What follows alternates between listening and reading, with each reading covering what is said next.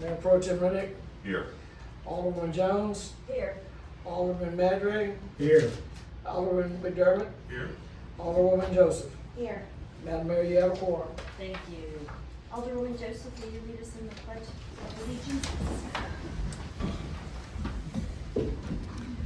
I pledge allegiance to the flag of the United States of America and to the republic for which it stands, one nation, under God, indivisible, with liberty and justice for all. On the Texas flag, I pledge allegiance to thee, Texas, one state, under God, one and indivisible. Thank you. At this time, I'd like to introduce our new chaplain for the police department, Mr. Frank Mata, Good evening, folks. to lead us in our invocation. Heavenly Father, as we gather here today, we lift up our hearts in gratitude for the privilege of service in this wonderful community. We thank you for the dedicated leaders who guide us with wisdom and compassion.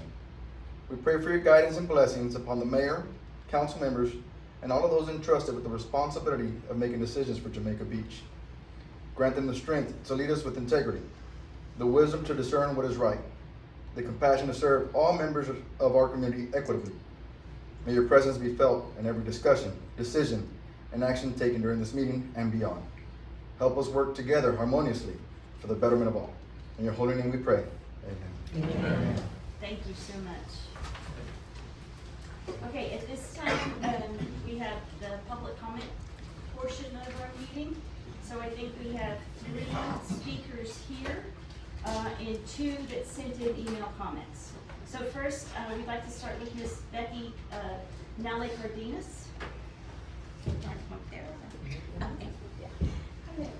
Well, I manage Airbnbs, I'm a Sparkly Cleaning Services and a manager, and I just want to learn and know the trash, that the black bags, kind of learn so I can pass it on.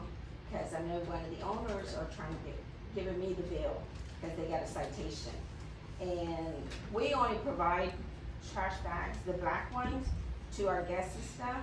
But I was trying to look up on one of y'all meetings, but I couldn't find it. We do have the QR code to kind of give them information about the community, because we know that you want to keep it pretty. You know, we enjoy it here. But I don't really know how to explain it to them, because we got a citation because there was one white trash bag on top of the can. But I need to, I don't know, y'all give me some idea what to do about this. Thank you, and it is on our agenda to discuss later, so hopefully you can stay with us through the whole meeting. Yes. Pardon? Yeah, she actually doesn't live here. Okay, next, up to speak, Mr. Allers.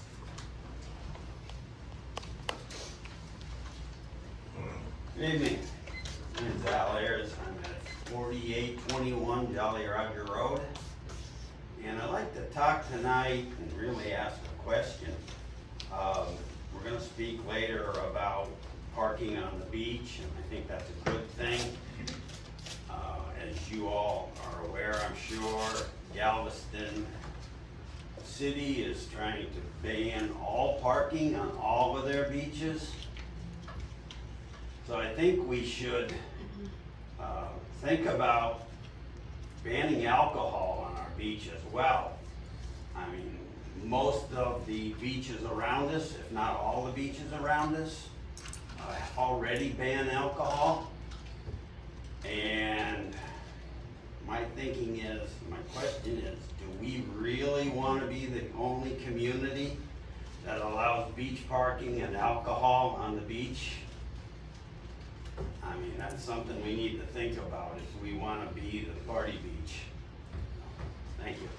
Thank you. Okay, next up is Mr. Paul Went. Hey guys, Paul Went, 16531 Mansfield. I'm against any beach fees, but that's not what I'm here to talk about. What I'm talking about, y'all bringing up the agenda tonight as far as exemptions for homestead and exemptions for over 65. Last year, at the budget, y'all raised our taxes again, and I was protesting to raise our taxes. I didn't think we needed to raise our taxes. At that point, I said, we do not get any homestead or exemptions. And the city council all, oh yeah, you get exemptions. We do not get any city exemptions for homestead or for over 65. And all the county and all the other cities around this area do pass that on. So I'm hoping that the council will consider that we do exemptions for homestead and possibly for people that are 65, that we can maybe alleviate some of our taxes. Because I know when tax season come up with the budget, y'all gonna try to raise your taxes as much as you possibly can without us being able to vote on it. So if you do raise your taxes, I hope that you raise it maybe 1 penny more than what the thing is, for that we have the city have the opportunity to vote on whether we need to increase our taxes. Sure. That's all I have. Thank you. Thank you, Mr. Went. Okay, next we have 2 public comments that were emailed in, and City Administrator Francis is gonna read those. The first is from Larry Benthal, 16630 Nassau Way. How the author of this plan says with a straight face that the goal is to reduce overcrowding and yet propose bathrooms at the beach is baffling to me. No bathrooms at the beach. They invite additional crowding and visitors staying longer, resulting in more crowding and less available parking on peak days. If visitors want bathrooms, they should go to the state park next door. If you are proposing bathrooms in order to raise the fee to a level that you think most visitors wouldn't pay, then rethink the amenities and come up with something else. Consider more creative ideas from others. As for the process of the public reviewing the plan, outline the sequence of steps and obtain and resolve feedback from the citizens of JB prior to a council vote. The published timeline is not nearly detailed enough, and with your proposed 1-month review of a summary by the public, I don't see the public getting much opportunity to have changes explored. We aren't even privy to the proposed plan you submitted to GLO. I can only conclude you want to ramrod this and not consider anything but minor tweaks. Further define how you will judge when and if a BUF is a success or not, including enforcement. Will it be judged by goal set statistics? Will it be by subjective statements by a few people? Please explain. Define how you judge that a consensus of opinion from the folks that has been reached prior to city council voting.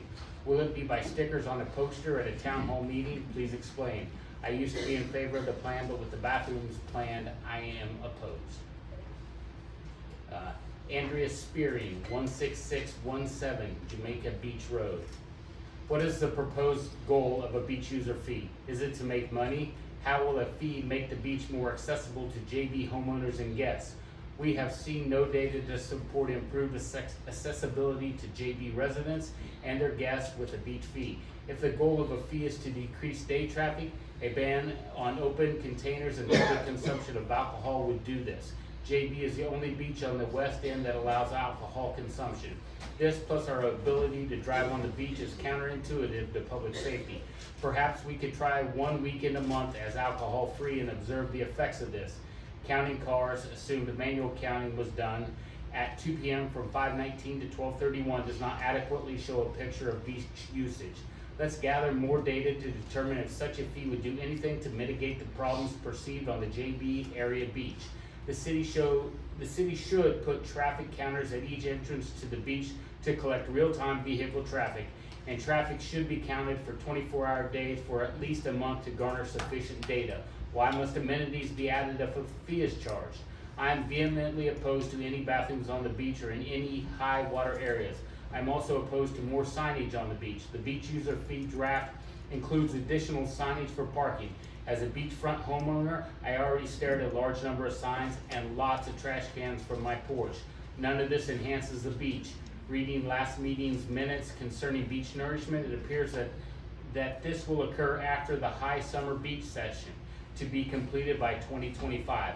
Why implement something now that will likely be obsolete at the completion of beach nourishment? In conclusion, JB needs hard data prior to any change in our current beach policies. Thank you for your attention. Thank you.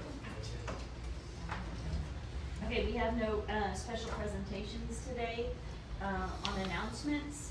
our hurricane preparedness meeting is next Saturday, June 22nd. We do this in collaboration with WIGIPOA, West Galveston Island Property Owners Association. It's from 10 to 12 at the fire station. We'll have as many fans as we can have going, and you know, bring your own personal fan. But it really is worth coming to, especially in light of all the predictions for this year and about what type of active season we're gonna have. Following that meeting, being held at Seaside Church, we're going to have a strategic planning work session. That's council, it's a workshop. So it's really gonna be council discussing what our critical priorities need to be for the year. And that'll go from 12:30 to 4:30 in the afternoon. All right, next are reports from directors, police and fire. So City Administrator Francis, I'll start with you. Thank you, Mayor. First off, it was great to see such a good turnout at our summer kickoff concert. And so I want to thank you to Tina Cifuentes for her excellent work in putting that together. And I'd also remind you that this Saturday we have the Pink Flamingo Bike Ride, 9 a.m. at the park. Get dolled up and come out and get a little bit of exercise and meet your neighbors. A quick update on our lift station project. Station number 2 was scheduled to be completed today. I believe the electricians were there today finishing the wiring. And there was a little controversy. They were going to start working on number 5, and then they redirected and went to number 3, but now I think maybe they're back on number 5. And both of them are in equally bad shape, so I think they're trying to prioritize between the two. We've had a lot of reports about a canal buoy that needs replaced in the main canal. It is on order, but they're estimating 6 weeks delivery time, so it's going to be a little bit, but please know that we are aware of it. Also, has the old one been removed? It's like sticking up this far out of the water. say that again? Has the old one been removed? It's right at the entrance to the bay. It's only on the surface. I don't believe it has been removed. It's a kind of dangerous place. Utility billing. We want to apologize. Our third-party billing vendor mailed the bills out on the 7th of this month, which was about a week late. I just want to tell you that unfortunately we don't have any control over that. We closed out our billing on time as usual, but for whatever reasons they were late in sending out the bills. So we are extending the payment deadline by 1 week to offset this. So please rest easy if you think you're pushing up against the penalty deadline. But I would like to encourage everyone to go online and sign up for the electronic billing. You can receive your bill in an email, and they're generated when the email's generated when the bill is, so you won't have to wait for snail mail. And just also know that that doesn't obligate you to pay online. You can just receive your bill and know what it is, and you can still pay in whatever form you're used to paying. Also, like to make people aware, you're probably going to start seeing, or you should see these posters being posted in around the common areas in the city and online. That's part of our community outreach program for flood insurance, the National Flood Insurance Program. It's going to help improve our community rating, which in turn will help lead to lower costs for flood insurance. So, also a reminder, City Hall will be closed next Wednesday, the June 19th, in observance of Juneteenth. And then the only last thing I wanted to just touch briefly about our STR program, short-term rentals. We are making good progress on organizing that program and correcting deficiencies. And I'd like to say a thank you to a couple members of our staff, Pam Jocelyn and Katie Farmer, for their efforts in getting us to this point. They've been working very hard to streamline the process, as well as ensure that compliance with the regulations, which we know is equally as important. And I'm just proud of their hard work and their work in helping to enhance the efficiency of our operations, and we're continuing to improve oversight of the short-term rentals. I would stand for questions. Show me the posters again. You'll see one right there. That's awesome. But, Nice.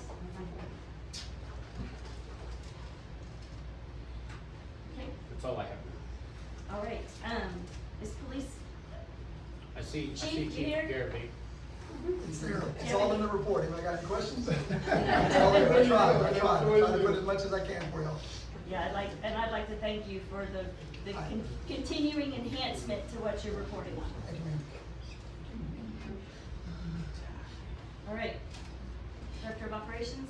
Yes, it's in the report, however, wanted to get a little further, we had Katie Farmer take the test for our online training for the mosquito sprayer, and it's working out well. She finished the first portion of it yesterday. We're waiting for the company to come down here to fix the fogger, to come out here to calibrate it, and we'll be ready to roll probably within the next couple of weeks. So we will have our own sprayer in the neighborhoods, accordingly to whatever. I thought the amount of time we could go out there legally, can't do it every week or every day rather, but we can do it weekly. The experiment of the green recyclable cans on the beach worked. It was successful, so we're going to be ordering more cans. The cans, we're going to sell the aluminum cans, and then the proceeds will go to the volunteer fire department. And everything else is in the report. Thank you. Okay, Fire Chief Baden has I'm nothing. sorry, I have one question. Oh, sure. Mayor, I just have to wonder, on Robert, on his, report, at the top it says Director of Development, at the bottom it's Director of Operations, so which is it? Director of Operations, and then we talked about the Director of Development at one time, and it was just never. Yeah, we need to work on that. Okay. Getting it absolutely finalized. Yeah. I'm just not, just Yeah. want it clarified, is all, please. Sorry. Thank you. Okay, next on the agenda is, the approval of minutes, from the previous regular city council meeting. It wasn't a special council meeting on the 23rd, although it was special because we had new aldermen sworn in. But it was a regularly scheduled meeting. So anyway, do I have a motion to approve the minutes from the regular city council meeting on May 23rd, 2024? I'll make that motion. I'll second it. Okay, thank you. All in favor of approval of the minutes from the regular city council? Unanimous. Unanimous, thank you. Okay, next on comments, reports from members of council. We'll start from our left, Alderwoman Jones. Thank you, Mayor. Let me take you back. Can I, we're getting feedback from the online that the sound level is very low. I'm probably not speaking into the mic well enough. Yeah, I'm just asking. Is it definitely on? They're on. It's Okay. Yeah, but I'm not leaning in as much as I should. Okay, Okay, I hope this is loud enough. Thank you, Mayor. Let me take you back to 2020, back when agenda packets were not readily available to the public. I ran across 2 open records requests that from 2020 that I had to ask for agenda packets. I had to ask for a proposed noise ordinance using a public information request. And today, we can now see those on the city website. Today, we can see city budgets up to 2020, annual audits, the check register, and so much information is now available on the city website. Our city website is the most transparent and informative in this city's history. That has been my goal for many years. I want to thank Mayor Bauer and Pam Jocelyn, who takes care of our city website, and Kendall, who also does too, for making this happen. And I again want to thank the mayor for adding prayer to our meetings. I think it sets a wonderful tone for the meeting. And I hope our new alderman has been able to share some stories from our troops. I hope that you've been able to see how valuable that mission is to our city. And 4th of July is coming up. I propose that everyone here in the city fly an American flag. We all know that we love this country, so let's show it. Thank you, Mary. thank you. All right, Alderman McDermott, I have nothing today. okay. Just learning. Mayor Pro Tem Just learning. Riddick, I'm absorbing everything. Okay. Ready next week, or 2 weeks from now. I like this seeking to understand. It's always nice to think before you speak. I don't have any. Okay, Alderwoman Joseph? Thank you, Mayor. I do. I'm excited to be on board with our council. I'm very excited. Thank you all. I just wanted to describe,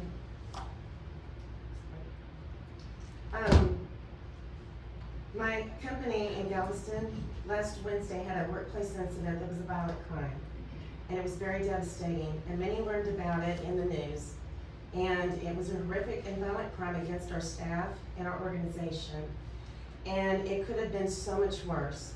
So what caused me to want to bring this up is that I saw firsthand how the Galveston Police Department stepped up and worked with our leadership team and all of our employees, and it led me to spend time to understand how intimately and how important it was to do the right things that we did with our lockdown procedures, how important our lives are. This could have been so much worse, and it wasn't. We had an injury that was very severe, but it's okay now. But more importantly, what was injured was the emotional impact on our staff. But what that led me to do is that I wanted to meet with our police department. And I met with Chief Garvey and Lieutenant Seraton.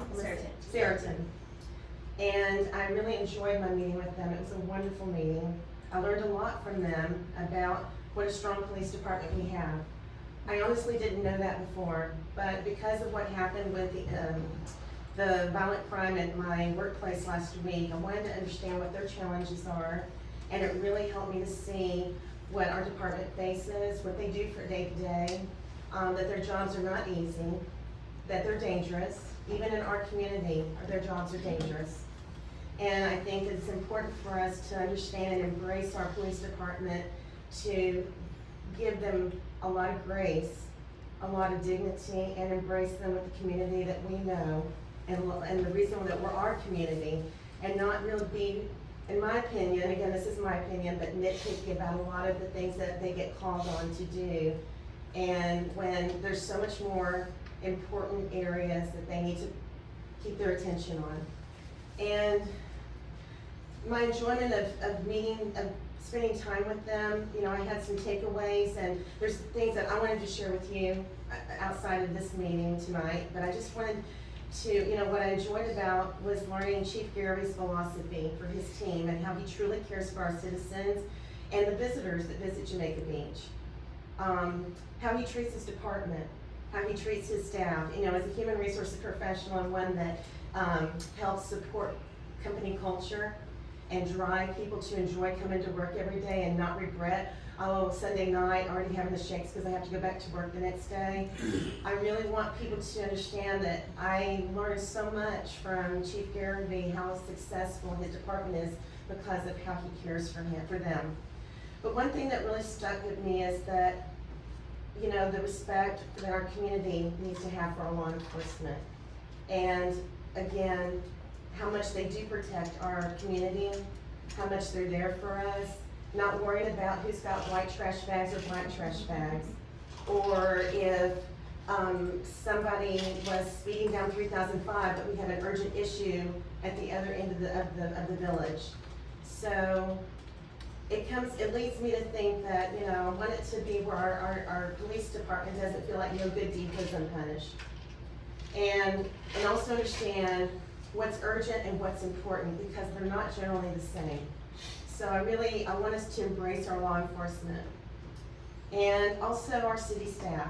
You know, there's so much going on. This leads me to my other thing, and I don't want to take up so much time, but these are things that I've been contemplating since that situation last week. You know, there's things that I see, you know, we all do, but I'm concerned about the negative communication that goes on in our Jamaica Beach Facebook pages, and using that platform to do a lot of things that I feel are not healthy for promotion of community in our city, especially when there's things that are said about our city staff that are not helpful, they're not productive, and we need to also embrace our city hall staff to help them feel that what they do is very important for our community. So I'm just putting a challenge out there for the admins that control these Jamaica Beach Facebook pages for a healthy challenge, to help ensure that any comments that are made on there are productive and constructive comments, and that can help us be kind and community oriented. And I would like to see a kinder community, both in person and on social media. Thank you. Thank you. Okay, moving to new business. Number 1 on the agenda is discussion, consideration, and take action to approve a bid for replacement of city-owned bulkhead at the wastewater treatment plant. Do you have a comment? Yes? Kendall? Mr. Francis? I'm trying to say city administrator. I'm trying to be very official. Yeah, no, that's fine. Thank you, Mayor. We do have we did put in a recommendation for tonight. However, I'm going to withdraw that recommendation in favor of a new recommendation that we reject all bids and we start this process over. We have too many discrepancies. I think to make a fair decision about this project, we need to take a step back and reapproach it, and we will put out some more detailed specifications for the project, and give proper time for them, for contractors to reply, and then we'll be bringing forward a new recommendation. And so I would ask that you would make a motion to reject all bids and start the process over. Do I have a motion to reject all bids and rebid the replacement of city-owned bulkhead at the wastewater treatment plant? I'll make that motion. Okay, do I have a second? I second Okay, all in favor of rejecting all bids and rebidding the replacement of city-owned bulkhead at the wastewater treatment plant? It's unanimous. All right. I will, just for clarification, that is set out in our procurement policy, that we do have the authority to reject any and all bids, so. Thank you. Okay, next is discussion and consideration of adopting the residence homestead exemption from city ad valorem taxation. So, here again, this is just discussion. Do I have a motion to discuss homestead exemption? I'll make that motion to discuss homestead exemptions. Do I have a second? I'll second. All right. So we have been considering this for a while, and we reached out to Cheryl Johnson, our tax assessor collector, and she provided data, which is in the agenda packet. And basically, at the time she did this, or from the 2023 data, we had a total of 364 homesteads. We do have a tax ceiling in place, which means that not every individual will benefit from a homestead exemption. If you look through the agenda package, you'll see a lot of zeros in there. And if you look over and look at your property ID, if you're homesteaded here, you can see if this tax is going to benefit you. Many of us have already been benefiting from the tax ceiling that was passed a number of years ago. The cities had the opportunity to do that. And I think every city in Galveston except Kemah did adopt that tax ceiling. So there was a benefit in place at that time.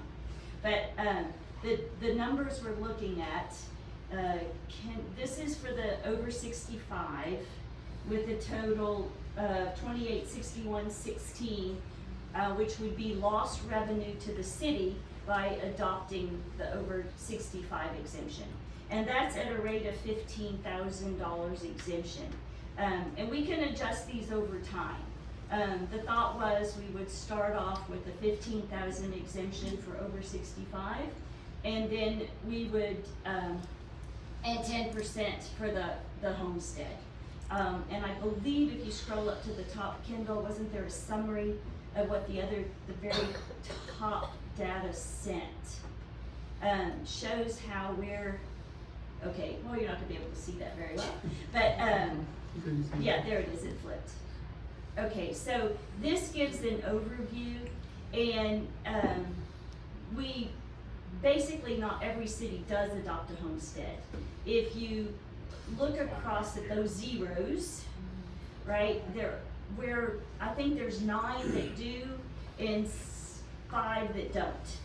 Did I count it right? 1, 2, 4, 6, maybe It's 8. 8, 5. thank you, 8, 5. And we make it 9 and 4 if we adopt.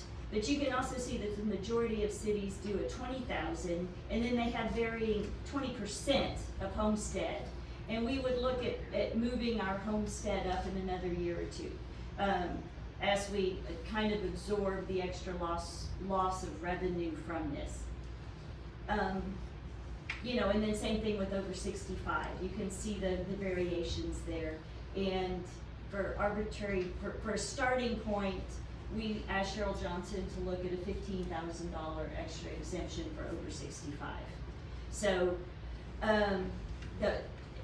the total loss of revenue to the city will be $17,524.21, as calculated with the 2024 estimates, right? So that will vary some as the taxes change.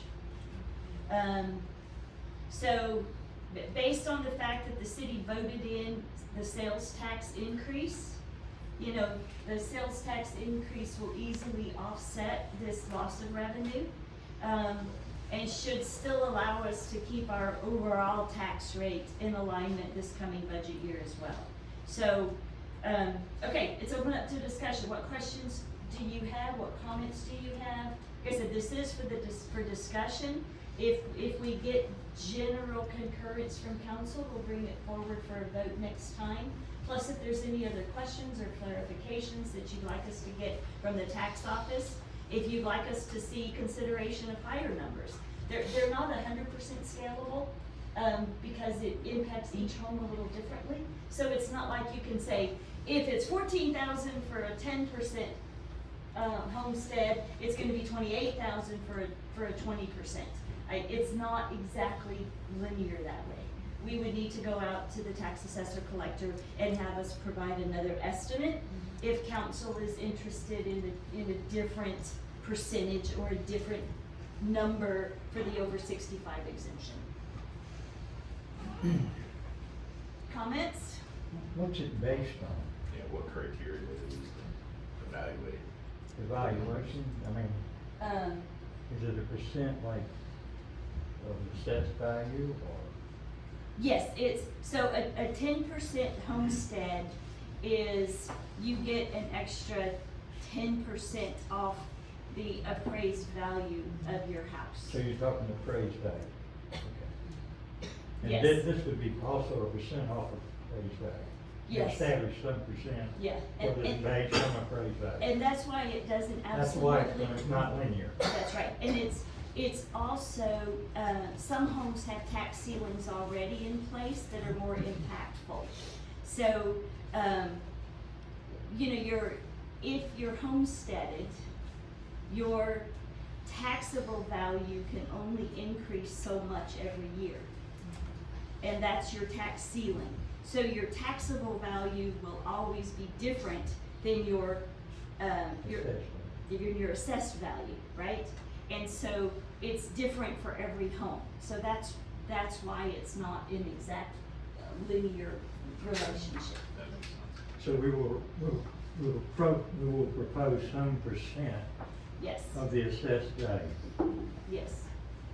Because not every home is assessed the same, so that's where that's not gonna be on the. And the tax value changes for every home. And then when a home sells, of course, that reestablishes the value.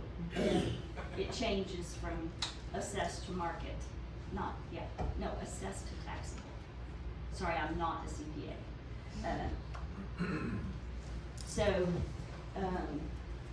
So if we do choose to pass this, is it something that could be reversed at any time, or is it? By ordinance, right? So, we have to have the proposal into the tax assessor collector's office.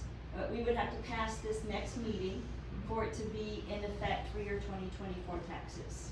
But at any time it can be changed, annually, not any time.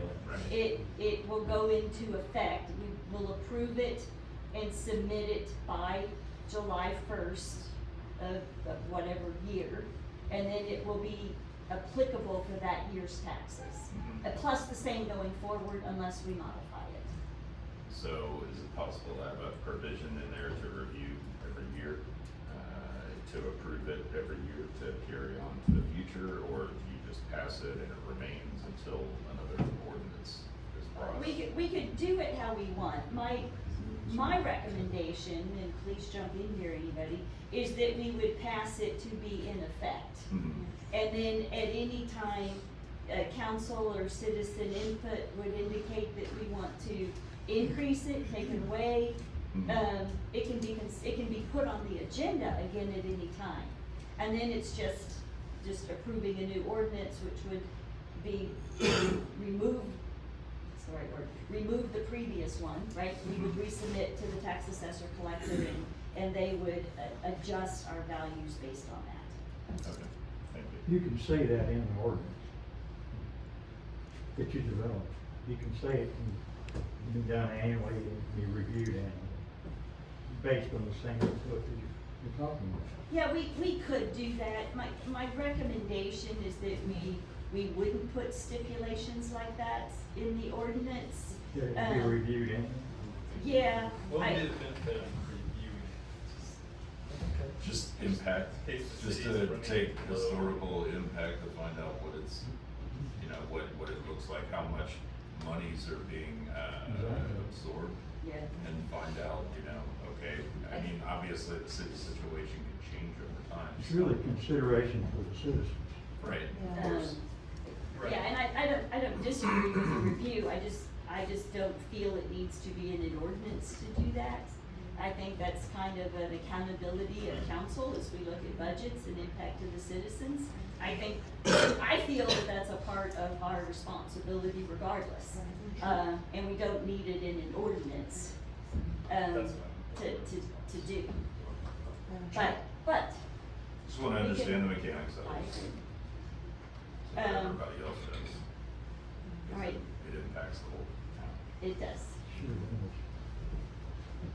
Any other comments, questions, suggestions, requests?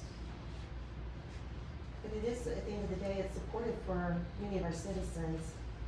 Yes. So, I mean- I look at how that can be favorable for our citizens that could benefit from that. Yeah, it will help our older population. And then those of us who live here full-time, Yeah. right? Or not just full-time, but anybody that's homesteaded here, it's not like they can have another homestead in the state where they get that same equivalent I benefit. mean, I look at, some of us that are getting there. And then, my mother-in-law lives here. I think that it's Yes. just that she moved from a community to be here, be near our family, near the beach, and enjoy our piece of paradise. But it also would help, it would be beneficial for them. And that's how I always feel like it can be beneficial to our citizens at some level. And I think we might have some laws, but I think we can make it up for these wonderful things that we do in the community. I do have one question. So this does not include disabled veteran exemption. Is that something we would like to look at additionally or not? I think so. We For could- sure. we can run those numbers and look at that and assess that impact and then include that, on the vote next time. And I guess we can also, no, we want it all in one ordinance. I was gonna say, we could put it into 3 ordinances, but I don't wanna do that. I don't wanna do that either. Okay, so What would we be voting on is an ordinance, right, the next time we meet? an ordinance that the city adopts. At this point, what we're requesting is a 10% homestead exemption and a $15,000 break in the assessed value for the over 65 population. Okay, so, I think that closes this discussion, and we'll bring it forward at the next meeting for a vote. All right. Kendall, can you go to the liaison responsibility? This is just kind of an inform for the citizens. So, what we're gonna do is each council member is gonna have a sort of a focus area. You'll go to the next slide, Kendall. So basically their responsibilities, it's really around strategic planning. In their given focus area, we're asking council members to take accountability for contributing to the development and implementation of strategic plans. You know, based on their outreach and their focus areas to understand community needs and interests. To stay updated, so, you know, if you can go out and find out what other communities are doing, what industry trends are, what best practices are, and working with the city administrator, potentially bring those in an agenda or in motions to improve what we do. And then also from citizen engagement. Obviously, we'd like to further facilitate citizen input. Of course, citizens are always encouraged to reach out to any council member with concerns and ideas, but having a designated area of focus hopefully will facilitate sharing information. All right, next slide. So this is kind of how it broke down based on each individual council member's expertise and skill set and passion. This will be posted on the website, and I appreciate council for stepping forward and sharing their ideas and their interests, and further agreeing to take on more work. And it really is. It's just to help us streamline and be more efficient in how we improve the city. All right. Thank you.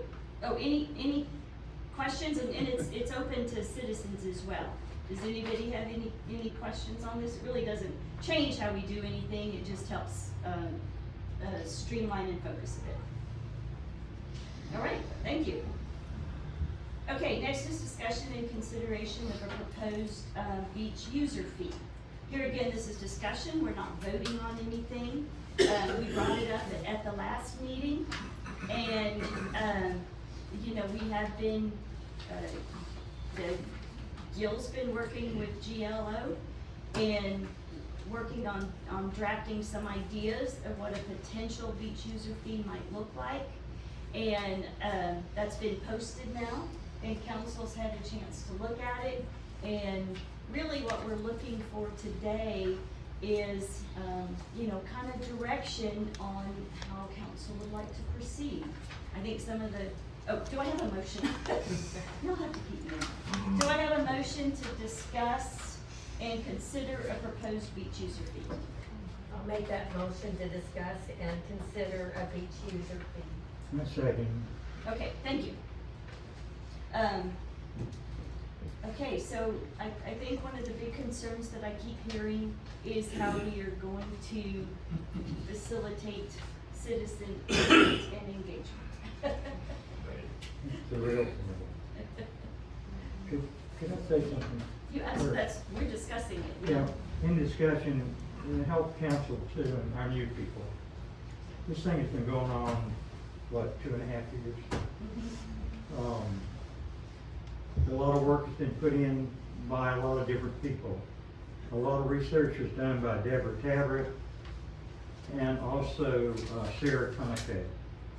A lot of different scenarios have been discussed to come up with a simple plan. The idea being to reduce crowding and wind up with a family beach. What's important for you guys, for council, I think, to understand, is that getting approval of a plan, and this is a plan in progress. It really is. And it's been simplified deliberately. Because in dealing with municipalities, we didn't want to go in with state government with some elaborate legal-looking document. We boiled it down to exactly what the GLO is asking for, and we responded in that way.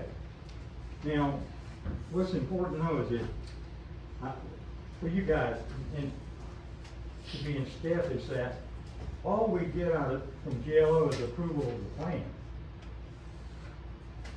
Basically, what they're approving is the rate that we can charge. The remaining rules and how the beach is regulated, whether or not we have bathrooms, whether or not alcohol is prohibited is up to the city council, not the GLO. What the GLO is approving is a beach plan, okay, that guarantees free, unrestricted access to the general public at a rate that is fair, based on comparables. And this plan was based on comparables, as you can read, pulled directly off of the state of Texas coastal website. That's where these plans for the city of Galveston are registered. Any of you can go on that website and you can see what the various Seawolf Park,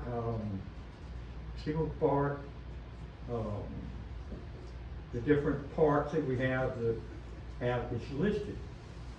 Their plan is listed right on that website. And that's where this was derived from. The numbers were derived directly off of the city budget for 2023. So with that, that's what's crucial here. And again, with the state is amenities. Well, the biggest amenity we're giving our residents and the general public is a safe family beach that they can come park on and use. That's the biggest amenity we're giving you. A family beach. You can go park on, have your family there, properly regulated, and with really fair police presence. Full-time police presence. A cruiser from that beach at all times. That's it. Thank you. Mayor, one thing I want to bring up is I've talked to Galveston's city councilwoman, Lori Robb, and she is strongly pushing that the West End beaches, Galveston beaches, are, her concept is to remove all beach parking. Cars won't be allowed on that side on the beaches. So they're mitigating several areas so that they're providing off-street or off-beach parking and removing that. So we will be the only beach that allows parking, cars or vehicles on the beach, that allows alcohol. And there's one other thing I've just forgotten. There's 3 things I wanted to bring up that those two are really important. And I'm hearing from a lot of people that they want to keep our cars on the beach. They want access with the cars and golf carts. And a lot of people are leaning towards removing alcohol from our beach. It's up to this council. That's up for discussion. The only beaches in Galveston alcohol are East Beach, Apple Park, Freddo Beach, which is privately owned, and Jamaica Beach. Yeah. People drink on every other beach on this island. Yeah. But the ones that are, by city ordinance, allow alcohol are just free. Ours, Freddo Beach and Apple. And those 3 are paid beaches as well, right? Is there? Yes, is there Freddo Beach is paid and Apple Park is paid. Yes, yeah. Apple Park is run by the park board and Freddo Beach is privately owned. Yes. And some summers they're open, some summers they're not open. They have family problems there, but that's not. So yeah, we're one of 3. And I don't know if Galveston's planning on getting rid of Apple Park drinking, but that doesn't affect us much because if you're going east, you're not coming out here. So since you've had a lot of communication with the GLO, you're telling us that the only rule, the hard and fast rule from the GLO is that it has to be equal access. Is that correct? Basically, that's it. And So they do have concerns about how it's done. Mhm. Adequate signage. we have signs in the different neighborhoods that they have to, no parking, right? People have violated the Texas Open Beaches Act majorly. And our covenant with the GLO is that we will honor the Texas Beach Open Act. Mhm. That's what they want. I mean, and it makes sense. So if we say only golf carts on the beach, that's not acceptable. It's either you A can golf have cart or a vehicles or you vehicle. can't have vehicles. What, just, That's there was a not big what uproar. process.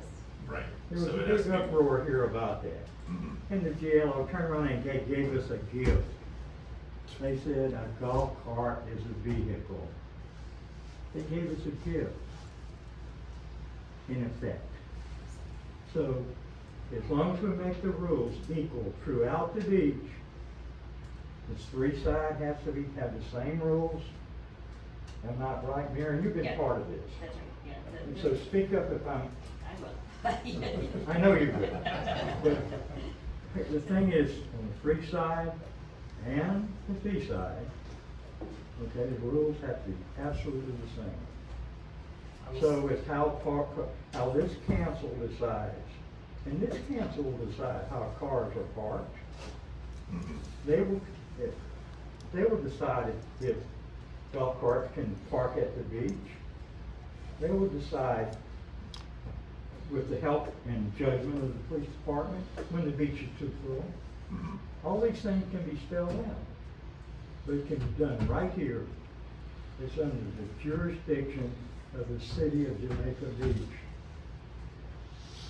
So what, in your opinion, what, if we don't have a fee beach, if we don't do anything, I mean, is that less impactful on us? Or is it going to create more of an impact by GLO if we have a regulated beach or a paid beach? No, the GLO will enforce the same rules, whether we have a fee or we do not. If we have an open beach, the rules are the same. If we have a fee beach, Mm-hmm. the rules are the same. It's demographics. It keeps building in the mainland ahead of us. The main difference from GLO's perspective is you look at it from an oversight perspective. Once they approve our plan on, oh, it can't be heard. Once they approve our, or if they approve our plan, then, that is how we operate the beach. Mm-hmm.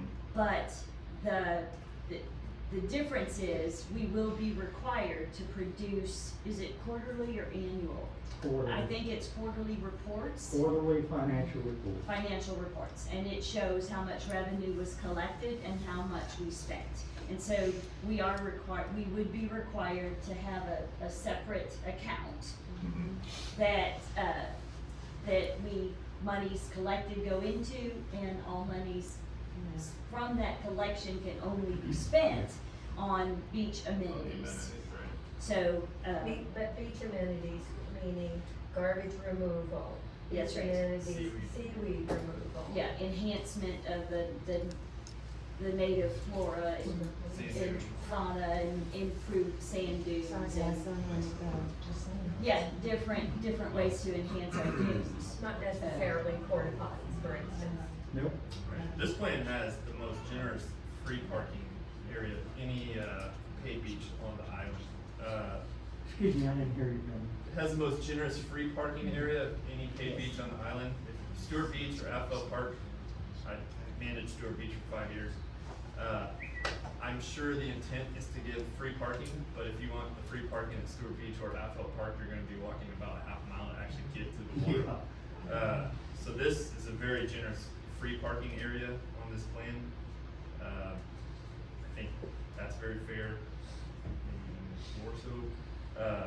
I think the bathroom location is something that we should definitely discuss.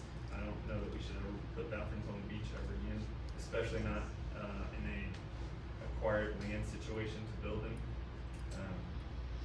Other than that- And FYI, the proposed bathroom at this point is, kind of future consideration, and the pilot that's been in discussion and it's very preliminary. I think most of you know that where the old car wash used to be at the corner of 15 Mile Road and 3005, that individual has been working with the city and requesting preliminary approval as he moves through his plans to build a restaurant there.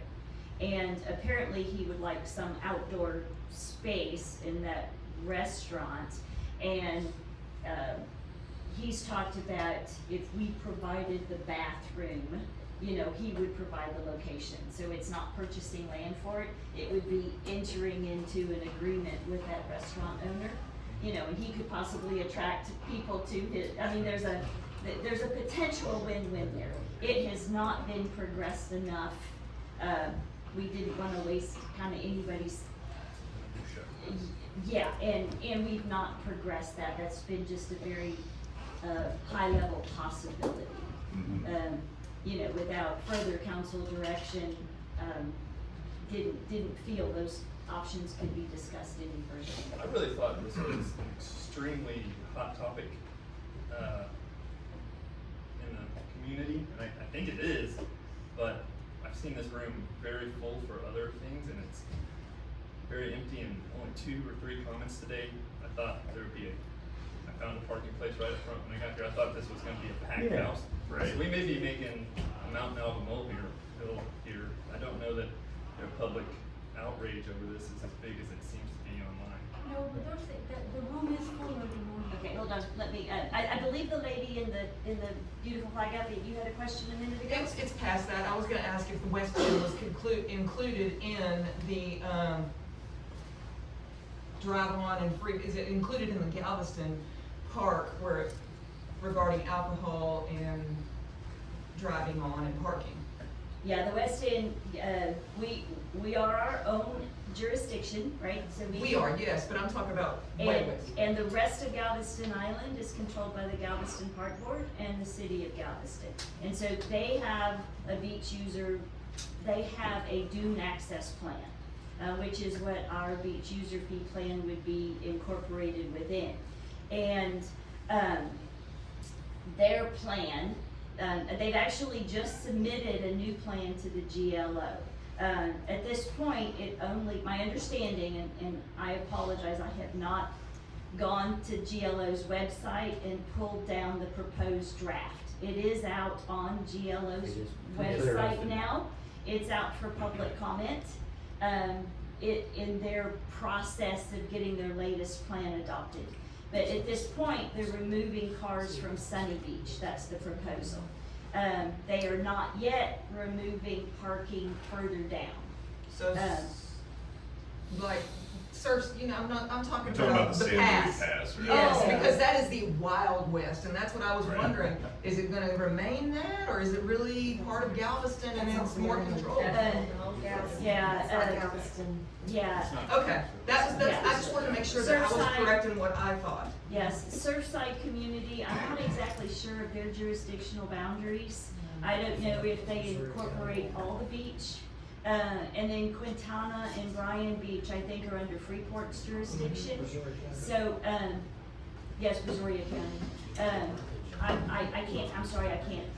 I've not heard of any plans to alter what Surfside does. No, I'm talking about on our side of the Like bridge. 16 Mile Road, Yeah. 18 Mile Road. It's just see all basically if I three say of them. something to someone, I wanna make sure that I'm not saying something that is inaccurate. Yeah, So I try to make yeah, factual comments if I can. Further south and west of the pass, of San Luis Pass, That's different. that's different. Yes, But Galveston covers all the way to to the bridge. to the bridge. Okay. What's that point west? And of course, San Luis, I was going, oh. San Luis Pass in general. That is a good point. San Luis Pass has become very crime-ridden and wild, and if they close that, a fee might be nice to just persuade, that's not a word, not persuade them to come here. Yeah. Yeah, cause I know that if you wanna go off-roading, that's where you go. Or if you Or want you to did. And it's filthy. More police have had to patrol that, including our police force, to help support That's a very good the point. crime, and that's pulling our resources. that we had called. Yes, Russell? Yes, Mayor.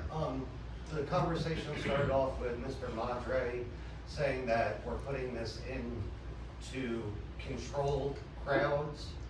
Isn't that in direct conflict of a paid beach? You're not allowed to do it to control crowds? Well, the paid beach just gives us a better way to monitor and, yeah, control crowds. So when we reach, we will have a better idea through our apps on when we've reached capacity at the beach. So it's not designed to limit access, it's designed to control access to a safe point. Similar to the way our police force today will turn cars away if there's no more safe parking on the beach. On that same note, I've gone through Glow and done some research regarding disabled and handicapped, and you cannot remove the ability for someone who's disabled or handicapped, and it's also, from my understanding, unchargeable. You can't charge a fee for them. You can't. Okay, You can't. just wanted to make sure. And in speaking with Councilwoman Robb from Galveston City Council, as they look at their plan, they are adding, they're very focused on enhancing handicap access to the beach. So doing more golf cart controlled access points and walkovers so that they are handicapped accessible. And so those facilities are always allowed on pedestrian beaches. That was my understanding, I just wanted to make sure. Yeah. All the parkboard beaches that charge, Stewart Beach, Athol that charge $15, you know, it's free for veterans and free for handicapped. Yeah, this plan makes it free for disabled people. They would never pay a fee. We also give a specific area reserved just for handicapped people. Yes, I've seen it. Oh, great, you read it. Yes, and we have used it, so Fabulous. I'm aware. I just wanted to see if moving forward, if the council was going to be saying, this is what Glow says the minimum is, but then as the council, you could make the rule that that's not true, that you could just make it where disabled people couldn't do. I didn't know if that was possible that the council could do, and I wasn't sure. No, So, just we actually have to, abide by the state minimum? yes. Okay. Yes, we do. Gotcha. And we do regardless if it's a paid beach or not. Yes. This has to be Okay. part of the plan that's submitted. The idea is to control the beach Yeah. and get it to be a more family beach. And to for Jamaica Beach, the city of Jamaica Beach, to actually determine the rules for the beach. We can't stop people from coming. We have one of the best beaches that you can park on. But we can limit how many cars We can do those are on the things. beach. Once we count them, once we know what we really have, yes, we can limit, and yes, we can stop the overcrowding. And we can make this a family beach again. For line item F, it says for times outside the standard beach parking schedule, unregulated parking is allowed, which means during the week. Is unregulated referencing not paying or just being able to park?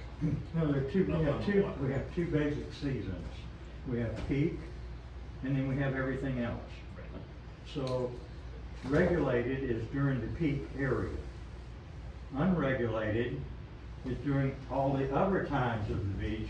The beach is open to the public and to our citizens, throughout the year. So at certain times, we have regulation, we have regulated parking. During those, and I think it's March until, Labor Day. September? Yes. Yeah. Though that's the regulated window. Anything outside that window is unregulated. People can come park basically, But it's still a fee. yes, but still at a fee. Is it It's fee just- per vehicle? Per vehicle. Per vehicle, so people that live on beachside don't have to pay, they're just walking onto the beach. Yeah, exactly. Ms. Marisol, hang on just a second. Mr. Richard, you raised your hand a minute ago as someone else was speaking. Do you still have a further question? I'm talking to me, Mayor? Yeah. And then, sorry, he raised his hand first, then I'm gonna go to you, Robert, then I'm gonna go to you, Ms. Marisol. I believe it was stated that the only requirement from GLO, their only restriction or oversight over us is the fee schedule. I believe that information to be incorrect. They have a lot more involvement than just the fee schedule. Also, speaking of our fee schedule, the comparisons that you posted are comparing us to beaches with lots of amenities.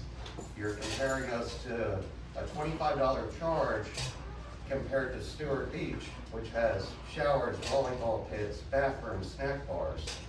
The math doesn't add up. We can't charge that $25 We're not an hour. asking $25 for a daily fee, we're looking at $15. Excuse me, 15. So you think we're asking too much, right? Yes, when this came up 2.5 years ago, I discussed this with GLO, and they informed us with our amenities, it'd be more like $2 to $3 a day and $12 annual pass. Keep in mind that was 2 years ago and a lot has happened in the surrounding areas. Actually, I think the city of Galveston is raising their rates. Has anybody checked with the GLO about this fee schedule?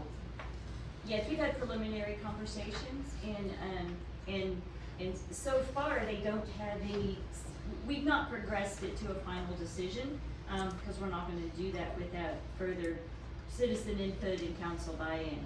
But, the preliminary conversations have indicated that our fee structures are in line, with the police presence, with the enhanced trash pickup. So, that's, the numbers so far are working. We will have to continue progressing that, and that's why we need a final plan to present to them, and then see what they say. You know, the timeline involves all the back and forth necessary. Mr. Ivy, you had a comment? Yeah, so if we're currently paying for everything to maintain the beach through our taxes. There it is. If we create a fund, can we reallocate the money that we're paying towards other things? I see it as just having visitors, I don't wanna limit people, but having visitors contribute to help us maintain the beach is a great idea. I'm in. Okay, So I would, even if I. can I don't know all of your names. When you stand up, can I ask you to state your names so that the people taking minutes can get it? And I apologize, I need to get your name soon too. I'm Marisol. And real quick, so that means that you're gonna charge me in December to go to the beach? On Your your golf cart? Your $50 annual pass will cover you annually, or it's $15 a day. That's the proposal. Why can't we not- just do the summer? December Nothing falls at all, in the reality, unregulated nothing at all. time. December I'd rather falls not in- have a beach fee There'll still be a whatsoever. beach fee. That's We don't the have proposal. toilets, we don't have nothing, we don't have no showers. Right now, the police officers are the best of the best. And they can go monitor how many cars are on the beach and say, hey, you gotta go. Beach is closed, beach is closed. Hey, family here. Okay, you drunk person, you gotta go. It's already there. The policies are there. Run them. Use them. We have great police officers. They're like that, ready to work and ready to do their jobs. Just like trash bags. My golly, those are getting done, aren't they? One of the things that to realize is that people can park they can go to the free side. And that's in a way what the division is designed for. So it's obvious, fair and obvious. When you go on Buccaneer, you take a left or you take a right. I live in Jamaica Beach. I have every right to use So my if beach. you don't want to pay a fee, I'm take a already left. paying fees up the yin yang, the boat ramp fee, the freaking taxes. Now it's like everything is a fee. Everything, the sales tax. Come on, man, can we make up some money? Do we really are that hungry for money? You're gonna take the rights away from us citizens of Jamaica Beach? Mr. Ayers, you had a comment? Yeah, Al Ayers. I know for a fact, because I have some insight into it, and for instance, the Pocket Park one next to Woody's, that's totally pay. I mean, if you're gonna enter, unless you're handicapped or a vet, it's $15. The only amenity that's there is porta cans, you're right. There's no police presence, unless they're called, no showers. Pocket Park 2, which is walkover at Tipsy Turtle. The city owns the Tipsy Turtle and they lease that out, and that's free parking in the parking lot for the Tipsy Turtle, but it's walkover there. And there's porta cans but no showers this year because they don't have occupants at Tipsy Turtle. So $15, you would be getting more here than what the city is giving their beachgoers for $15. Well, and it will also help us to be able to keep our beach clean, because one thing with the city, the pocket parks, and Brandon, correct me if I'm wrong, but one thing we learned from Councilwoman Robb is that the park board cleans them every night. Every night, the park board has their maintenance team that go to all the parks from the East End all the way to Point West, San Louis, and they're clean by the next morning.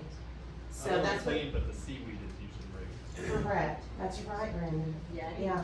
think we do have a proposal to look at, we could better fund a rake that complies with GLO requirements for seaweed abatement. You know, it has to be so big before you can move it, and all of those rules that apply if we're paid or otherwise. Yeah, but they would take jurisdiction over seaweed removal. They do. That's about it, really. Rake it, you got pallets, you put pallets in there, it rots and it stinks, so. That and the turtle thing, right? We have to protect the sea life, right? That's, Yeah. Right, sure. In the, yeah. well, that's what I heard. Yeah. So looking at what, the question is how would council like to proceed? We can, I guess we'll kind of go around and say, what do each of you see as a potential next step? Whatever that might be, as you see as what should we do next? So I'll put you on the hot spot, Gil. You can go first, because you've been the most involved in this endeavor to date. Thank you, Mayor. It's not just me. Like I said, several citizens have got involved. I got a lot of input. We've run, JBIC run a very straightforward poll 2 years ago. Well, year and a half ago. Asking simple question, yes or no. 178 people voted yes, 38 voted no. Yes, for a paid beach. Yes, for a paid beach. This is probably the most straightforward way you can probably do something, you know, unbiased. The potential for our community is enormous. To me, it's just enormous to have a good, clean beach. This money will pay for really good professional police service out on the beach. It'll pay to have a really clean beach. Right now, on the state park side, as we have now, when it's so hot and the sand dries up, people get stuck over there and they can't get their cars out. It'll pay for being able to have good, safe access for our citizens to come in and out of the beach. If we need to, it'll give us the money if need be. And Brandon, think of this, we may need to, you know, use our fire department to bring a fire truck over there and spray it down to wet that sand down at times.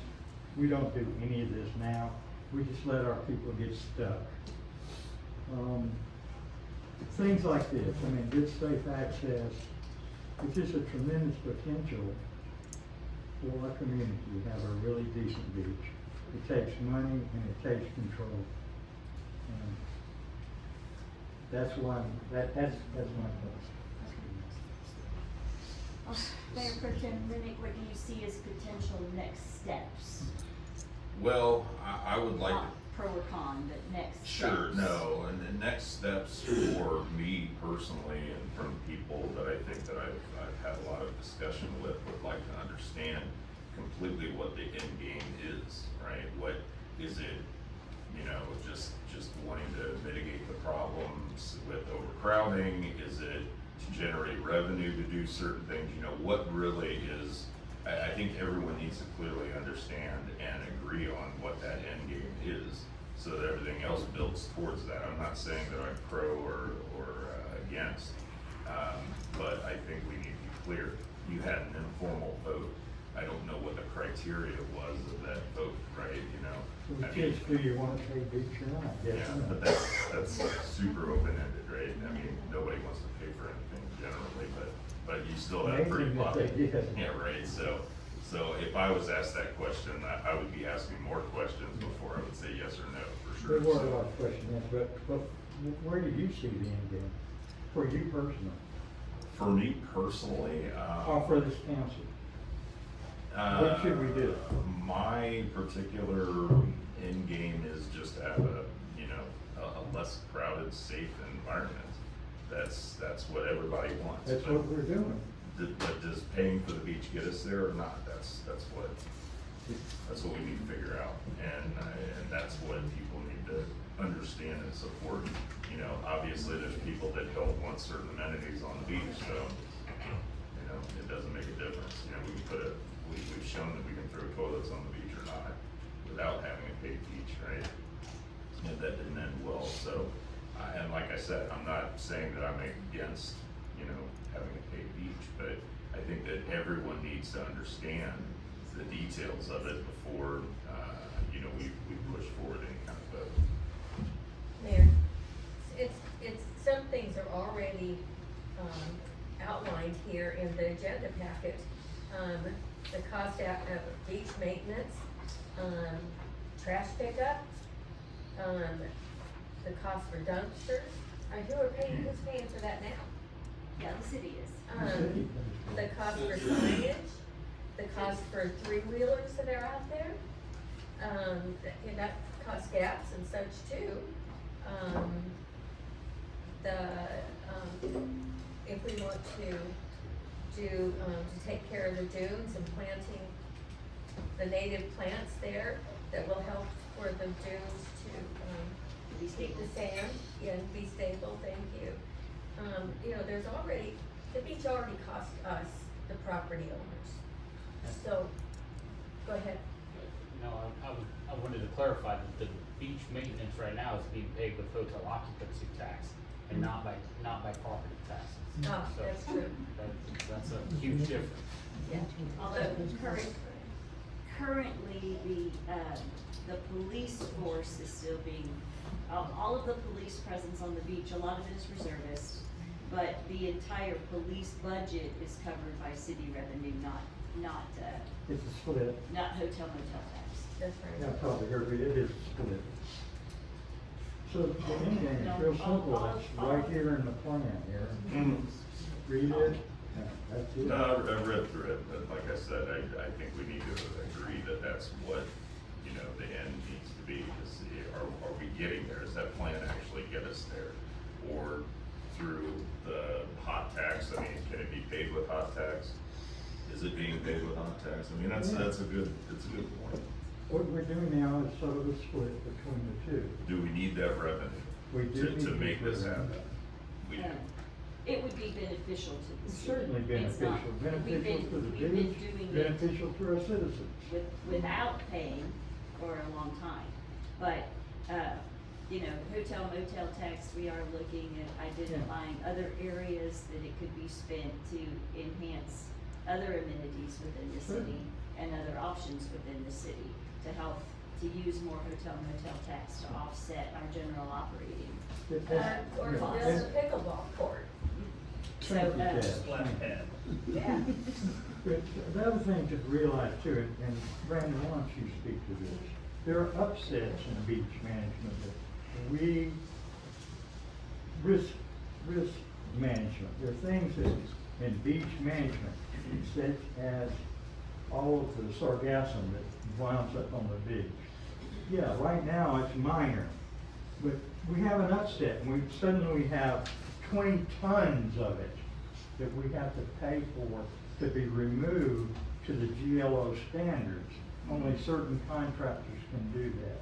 Right. So our beach budget can double or triple in 1 year. Yeah. Can we keep giving our opinion? Yeah. Absolutely. Yeah, and really what I'm kind of looking for here, and the point for the discussion is, what should our next steps be? Should it be, just, continue working with GLO to further the plan? How do we engage more citizens? Do we,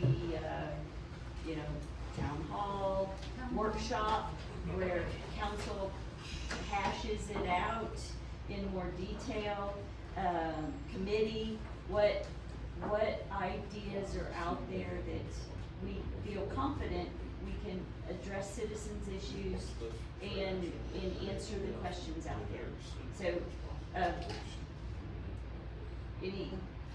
I'll move on, we'll run back in a minute. Brandon, any thoughts on? Yeah, I think, we need to, obviously keep moving this forward. It seems popular to me, judging by the number of comments that are up here. I think there's a couple things that we should, reach out and find an answer to. One is the, beach renourishment project that's coming up. How would that affect our beach as far as parking? Right now, on the weekends, you get one row on the back, and that's working really well. I don't know how far out they're going with the nourishment. Is that gonna add 1 row, 2 rows? I think we should have a plan for that. And I think we need to come up with this plan that says how many cars, a hard number, are allowed on the weekends on the back row. I think, right now, they fit in as tight as they can get, but if we had a hard number, and who's keeping track of that number? So I think there's some management issues down there. And a lot of that, I think, here in Jamaica Beach will fall on the police, because we're not gonna hire attendants out there. If you hire attendants, you have to hire managers. If you hire managers, they gotta all be paid, and they gotta have duplicates for days off and vacation if somebody gets sick, and none of that's gonna happen. So I agree with the plan, I like it. I was somewhat on the fence about this for a while, but now I'm definitely for it. That's my personal opinion, but, so I think going forward, we need to establish how many cars we wanna put on the beach, how we're gonna track those cars, or if we're just doing it looks crowded, no more can come. I feel like that opens us up to some issues there. Look into the beach nourishment, how's that gonna expand our beach?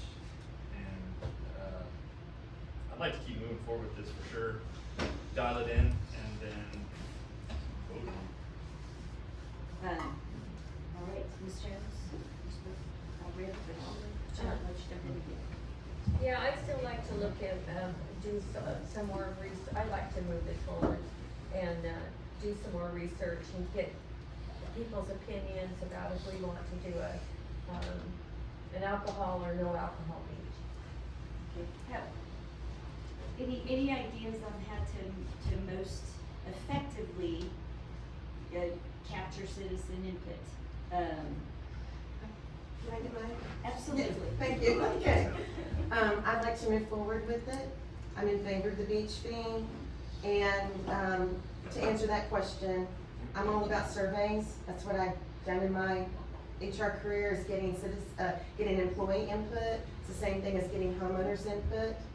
Find out what they'd like to do as far as, because their voice matters, and it's also effective feedback, because they're the ones that are enjoying the beach. They're the ones that are going to be, this is why we moved here, this is why we live here. Because I see that the fee, you've got fees in, but we've got expenses to keep a clean and safe beach. They're going out. I don't see where we're gonna be making revenue. We should be balancing it out. It should be taking that in consideration. And then, if I see where we're at now, and there's a lot of people that complain about the beach is overcrowded, there's trash on the beach. Has that improved? Yes. But I see, if we've got hot taxes that are supporting that. But one thing I did learn in visiting with our chief and lieutenant is that we have the reserve police are the ones manning the beach. The only time our paid, and they're not paid. So the only time that we have our paid police officers on the beach is when there's an emergency. So, just keeping that in consideration. Well, also to clarify a little bit more, on police presence on the beach. First of all, the reservists don't get paid, but we do pay their workers' comp insurance. And that does have a cost impact to the city. I can't quote that number right now, but it was more than we expected, right? 15,000, 17,000 a year. Because to keep us, and if they get hurt. Right, yes, we have to pay workers' comp on it. And then also, the reservists, typically only work the summertime and really weekends. Right. So the rest of the year, the beach is being patrolled by our officers. And right now, we are using hotel motel tax to pay for an extra officer on the weekends in summertime to help manage the extra visitors we have in our neighborhood. Not the beach, but the neighborhood. And we are paying that police salary, that police cost out of hotel motel tax. But the entire police budget is covered by property tax and other revenue methods with the city, not hotel motel tax. So, as far as the beach presence goes, there's still a large component of the cost of patrolling the beach that the city does pick up. But I think having a survey would be helpful, and I'd like to support that and getting good, effective feedback. Taz, did you have any other last? No, Okay. This plan, 1/3 of the beach is basically free still. That's a huge, It's- from Buccaneer to I know. the state park is a lot of beach. Yes, And it also, is. $50 for a season pass, that's $4.16 a month. It's not, that's for the whole year going to the beach. But that's the GLO rule, it has to be comparable. Sure, no, So, now I'm gonna throw a question to It's more than fair. to City Administrator Francis. And, Brandon, you're our beach liaison, and Gil, you've been involved in this. Timing for potentially being able to come together and generate a survey to be utilized to query the community. Cause that's kinda what I'm hearing, is that we need to engage more citizens and citizen input. The idea I heard is that we should first step utilize a survey to be able to assess the true interest and direction of the citizens. Is the survey just for or against? That is something that I would say, Brendan, I'm throwing you here, you're the liaison, Gil's been involved. Of course, I've been involved and will always add my 2 cents. But it's really City Administrator Francis that will have to kind of work this into our work schedule. Well, And get a survey out. as far, you can go on Survey Monkey, I can have one created before the end of the meeting. But the problem is, you have to be able to track that, so I don't have people from, Kansas that have never even, no idea where Jamaica Beach is responding to our survey. And so, I'm not super familiar with those survey platforms, and obviously, the old woman is, so. Send it out with a water. What? I would like to suggest How that do we you do a get it survey. back? Yeah, we do it online. Good luck, Jim. Water bill from there. That was the joke. I think that for sure, I don't care if it's like a 10 question or 10 comments, survey, we should have something that is pretty easy, that addresses the most hot button ideas or thoughts behind it, and just get input. Because there's a lot of people who aren't here that have pretty strong feelings about the beach, and I just want to make sure that they're heard and they're addressed. That's it. Hey, Could I? there's something. Audrey, come Hi, Audrey Thornton. Survey, Aaron, good idea, send it with a water bill. something, and hate to say it, but maybe the old fashioned way, pen and paper or however, because even though like I'm online, I'll cruise through Facebook and whatnot, but there's times something never comes across my feed. My husband will say, hey, did you see that? I'll say, no, I didn't see that. And so I if it's a survey that's short but concise, that gives more than yes or no, but it doesn't have to be 3 pages, I'd probably toss It's a it. different thing at the town hall. Which But is widely somehow get it out. Do you check your email? No, No, I don't do a lot of email either, unless I know something's coming in, but at least, and yeah, it'll get out word of mouth somewhat, but What I that, see at this point, sorry, thank you. that way you can verify that it's actually citizens. I say we bring forward to the next council meeting, a proposal for a survey. And, I'm sure Kendall will reach out to each of us for ideas on what that should contain. And, and we'll reach out if anybody knows the best mechanism to do that. It might be a combination of paper. I know we'll visit with our website expert. Paper's hard. I don't believe it'll have anything to do with paper. Okay, okay. I can't envision it ever having anything I to think do we with need to paper. get Melissa involved in this too, because she has a bit of experience. We used JBPD before, and because they're unbiased, and they go directly to each homeowner. Therefore, the response is legitimate, and we get the ability to answer the questions. Before, it's not just that they voted. I can pull my emails up. We meant to answer 5 or 6, Kaz, you're probably aware of it, 500 or 600 questions that homeowners had. Well, what I'm seeing as next steps is, Unbiased, right? They can't. we will engage with, Kendall, I'll ask you to engage with other council members. Yeah, I'm thinking of- Develop a survey, platform protocol to present to council next time. And we can make sure that the survey, that council has a chance to look at it. It'll be in the agenda packet, so citizens can also provide input on what the survey should include. And then we'll move that survey forward following next meeting. That sound like a good work plan moving forward? Okay. All right, thank you all. So we're talking 2 weeks. Yes, we'll have a proposal for a survey. We need Okay. time to do this. All right, thank you, and thank you for all the citizen comments. I appreciate your constructive input. Next is, discussion and consideration of possible modifications to the residential trash ordinance. Do I have a motion to discuss? I'll make that motion to discuss. Do I have a second? I'll say. Okay, so, white trash bags, black trash bags.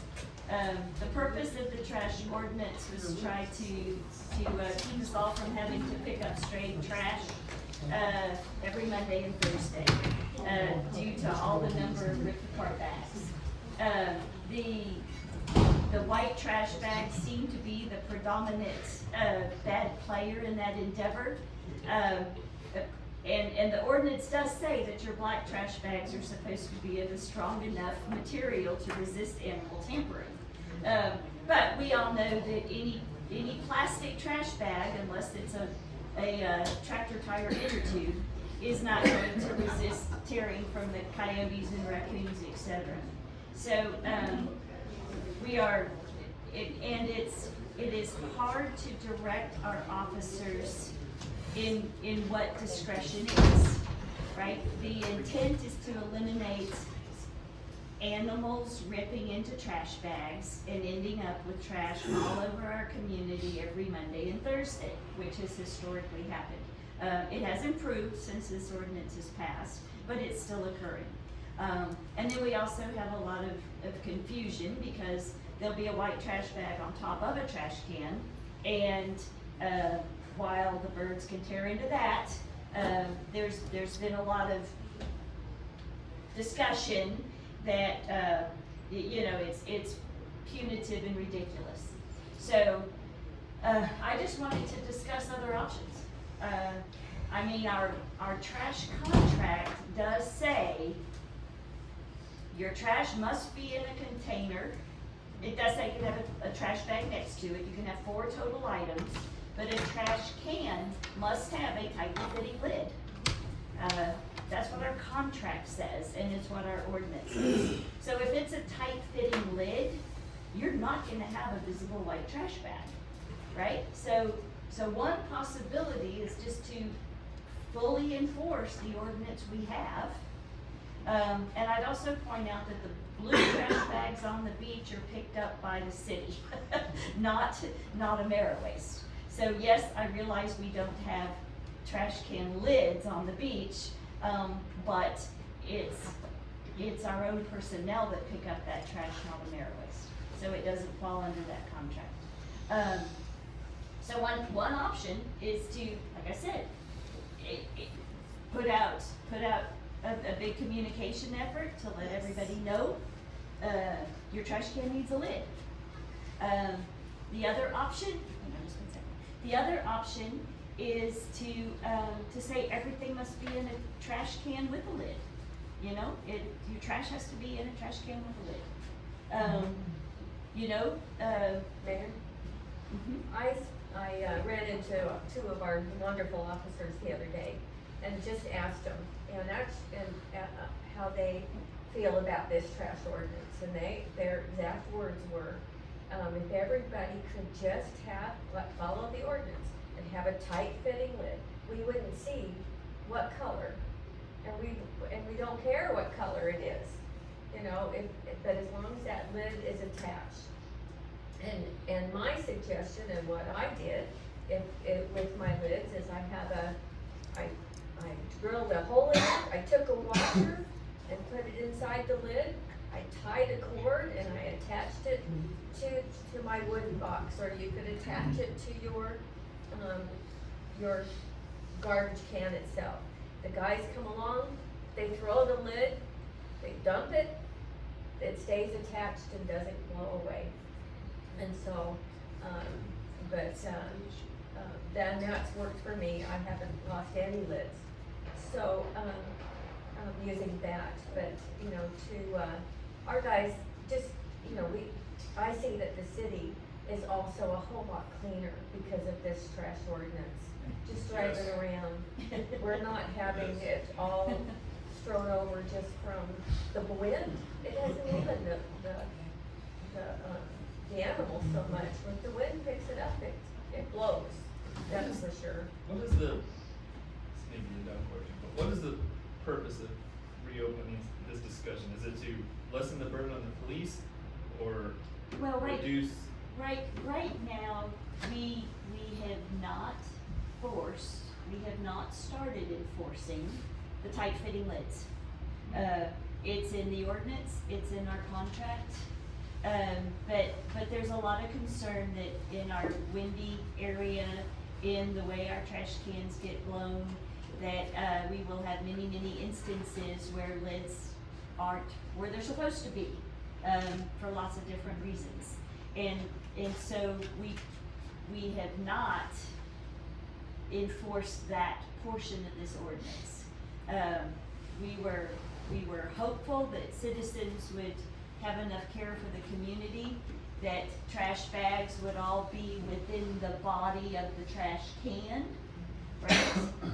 An officer is not gonna go up and peer into the trash can and look down in there and say, whoa, I see white. If they see white coming out the top, then that's a visible white trash bag to anybody driving by. And yes, they are writing ordinances for those those white trash bags coming out the top. Well, full disclosure, not all my cans have lids, and I still use white trash bags. But I use black contractor bags to put the white trash bags in, and then I close it and I put it inside of the can. That's what I do. That's my process every week. Put it in the, so I'm using, I know, it's probably terrible for the environment because I'm using now 3 times the trash bags that I normally would. Okay, we have a couple, I'm gonna go in order of the way I saw hands raised. So, Ms. Cardenas, I think you had raised your hand first. Okay. Well, mine, you know, cause I deal with the Airbnbs and we have a lot of traffic going in and out. And some of them stay a week and there's a lot of trash. Maybe the owners, can they get more trash cans, buy more? Because I try to be, like I said, we only provide the black trash bags because, you know, we respect your city. And, but they don't, you know, I guess they go to the store and they just go get white and there's so much trash, they just put it on the top. And I think that's what happened with that time. And so I'm gonna go learn because the owner want me pay the $231. And I don't think that's fair because I provide the black bags, you know, so. That's why I wanted to learn more, so I thought maybe we need more trash cans, how would they get? Right now, you're limited to 4 items. Oh, okay. 4 items for trash pickup. And if a house is generating more trash than that, then the owner needs to, there are services that will come in and pick up additional trash. And pickup is twice a week, And, Mondays and yeah. Thursdays. Yeah, twice a week. That's, So, and that's, you know. You would think that would be good, but you'd be surprised. They're not. When you have We have four people staying in a house, you're gonna generate more trash. Yes, and that's true.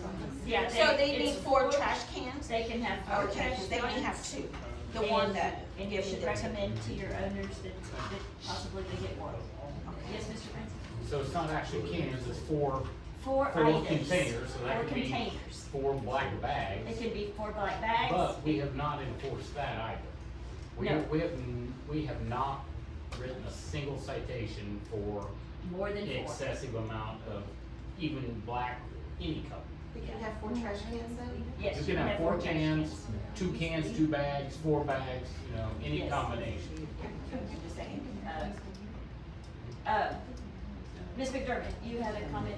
I was gonna say that my 85-year-old neighbor got a $250 ticket because the lid blew off her trash can and they found white bags. And that's ridiculous. But now she went up there, she went to trial. Actually, they wanted her husband to go, but he's 95, so he couldn't go. So she went up there and they did dismiss it. But the most things I see were the big trash problem. I hate to say it's the rentals. They will put out Probably 20 is. bags, especially next door to their house, 20 bags out before they leave, and they're every color. Hold on, you're next. Ralph? Ralph McDermott, 16715 Sandpiper. There's a learning curve to everything we do. We're going through a learning curve right now. I don't think we need to change the ordinance Okay. or redo it. I do the same thing. I use white trash bags and I use a black trash bag and tie it up whether you don't see my bag. Right. But we're in a learning curve right now, and I think everything is going according to schedule. If the renters put too many white bags out there, you get a deposit, you keep that deposit. You don't have to pay for it, the owner doesn't pay for it.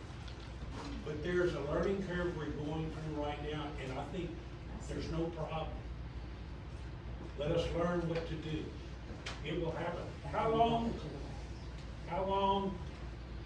was it from the time you passed the ordinance to the first ticket? Was it 6 months? Was it 3 months? It was about 3 months. Okay. The first ticket came by, everybody started yelling and screaming. What Gil said, hey, it's starting to be clean around here. People are learning. We're doing a good job. Y'all are doing a good job. Let it ride. Let's see how it turns out. I'm glad you brought that up.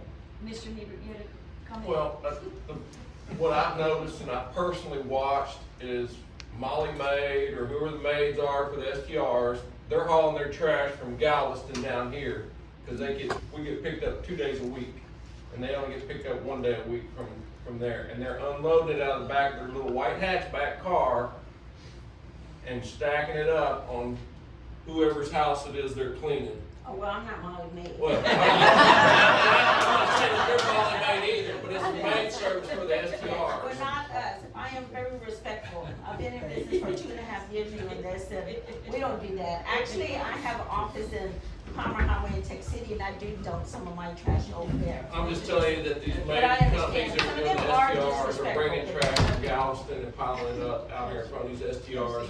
And if they're getting citations for Well, it, they should get citation if they're doing that, because my company will not do that. I work this Sparkly Cleaning, and I have a black truck. Very good. Alderman Gudry, Alderman, do you have one more comment? Yeah, I do. I appreciate you bringing it up. You know, we really did have a tremendous trash problem. And we took steps to try to make it better. And like you pointed out, it's just been in effect now for maybe 3 months. And it is a learning curve. And that's why this is a good discussion. Because that's what we need. Surely I think from this, again, perhaps, council members, citizens, maybe email Kendall some suggestions that you think may improve it. But we definitely need an ordinance, but the problem with ordinances, and I've been in school for the last year on things like this, is that it is a law. And our police people, our police department, it's difficult for them to enforce, okay? So again, I think, Mayor, we need to keep looking at it. Maybe there's some ways to alleviate. I'm not sure what they are, but it is a learning curve. And maybe we should listen and think about how we can make it better. The problem really is these people overfilling, as I see it and what I hear, is people overfilling the trash cans they have. Is it what you see too? That's what the So police we- So we that's try what to the do police that officer in said. language in the ordinance by saying we must have a tight fitting lid. You can have a that tight language- fitting that lid whether language it's is- anything in it or not. That language is in the ordinance, that each Yeah. trash container has a tight fitting lid. Yeah, and the purpose of that was to make sure that we didn't have an overflowing garbage can. So maybe we need to look at that. I don't have an answer.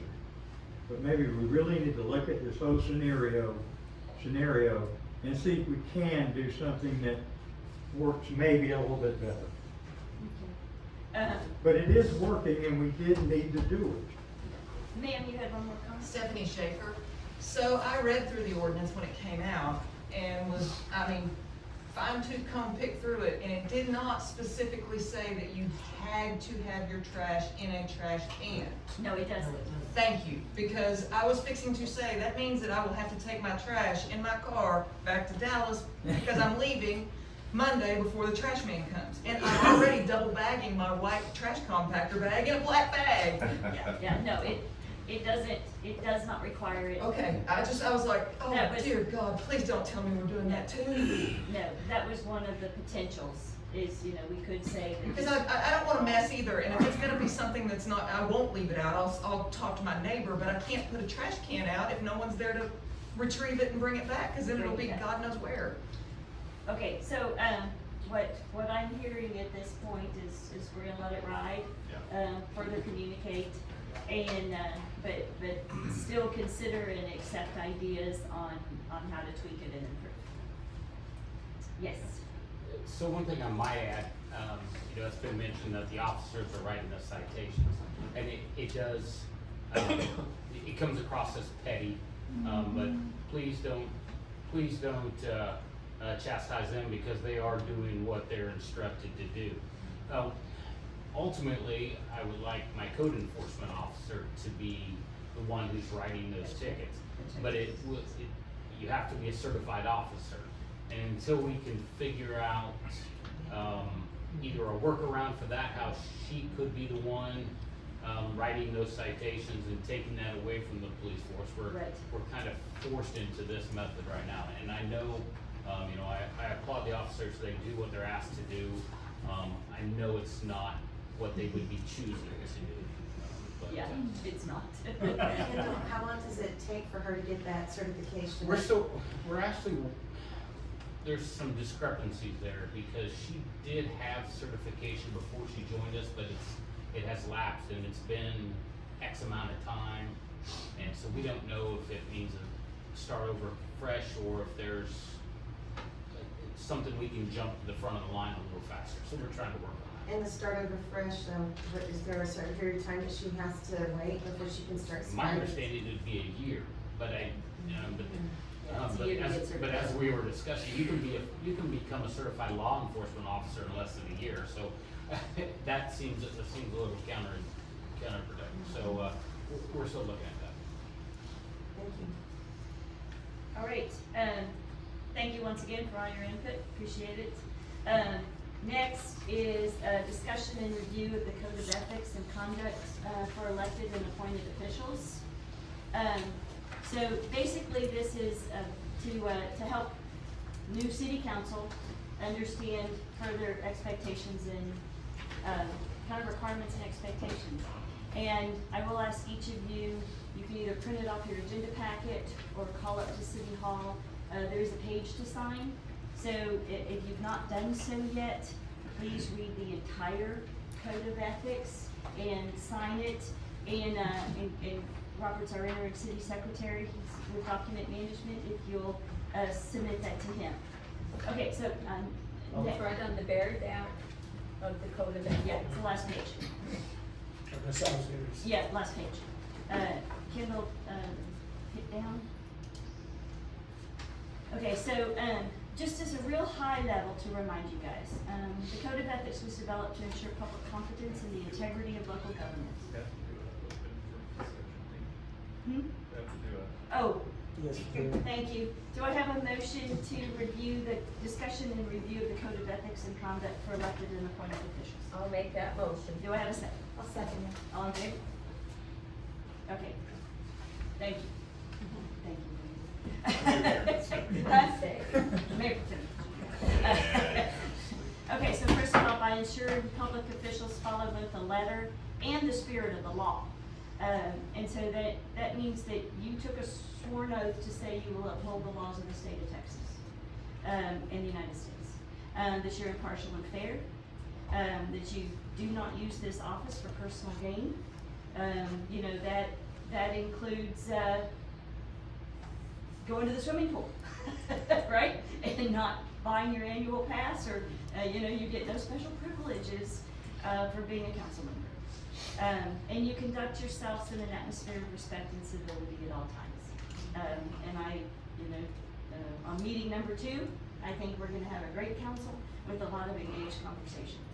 Okay, next, remember we are a small city and our actions always reflect on the city. Also, please limit direct requests to the staff to simple clarifications or easily answered questions. If you need something more in-depth done, that's what the city administrator is for, right? So he can help do that, or he can work that request into their workload. In public meetings, address elected officials by their respective titles. I apologize, I struggle with this, but I'm working on it. Also, you know, always show respect for elected officials and staff, both in public and private settings. So, you know, you are a reflection of the city, and we don't need to go around disparaging each other or staff in public settings. And also never publicly criticize an individual employee. Those concerns should be directed to the city administrator. He's here to manage our staff, and he will do so. Can I make a suggestion? Absolutely, It's as simple as to be kind. Be kind and respectful. Yes. Thank you. Okay, next, Kendall. So anytime you wish to issue official city correspondence, please check with the city administrator or the respective staff. I tell you what, Kendall is so on top. Mr. Francis is always so on top of things that I'll be like, well, I already did it. Well, I already did it, right? So we don't need to be sending double correspondence. We could have already done so. Next is, in meetings, show respect for all and seek to understand through clarification and discussion, not open arguments and fighting. And make no promises on behalf of the city, a council, or a board or commission. So if you're talking to an individual out there and they have an issue, don't promise that you're gonna get this board to decide a certain way, right? Or don't promise that you're gonna get council to vote a certain way, right? Simply listen and say, we will bring these ideas forward to council, but don't, you're a single person, not the entire council vote. And be clear about representing city or personal interests, right? So, make sure that you have conversations with people, you designate, are you speaking as Brandon McDermott, or are you speaking as City Councilman Brandon McDermott? But remember that line starts getting really, really great. And remember, boards serve the community, not individual council members. And then be respectful of diverse opinions. And the city administrator is the official spokesperson for the city. So, be careful if you're speaking to somebody off the record, any media, or, potential to be quoted, because you could be. All right, next, okay, do not use social media in a manner that violates the Texas Public Information Act. Councilwoman Joseph, you brought that up, but we recently had a rash of violating the Texas Public Information Act on social media through a previous council. And so public information was posted, 2 issues there.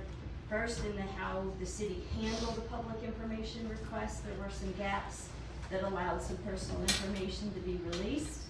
But then as a council member, that council member should have been aware that even though that information was obtained through a public information request, and some of that information was obtained by virtue of that person's position.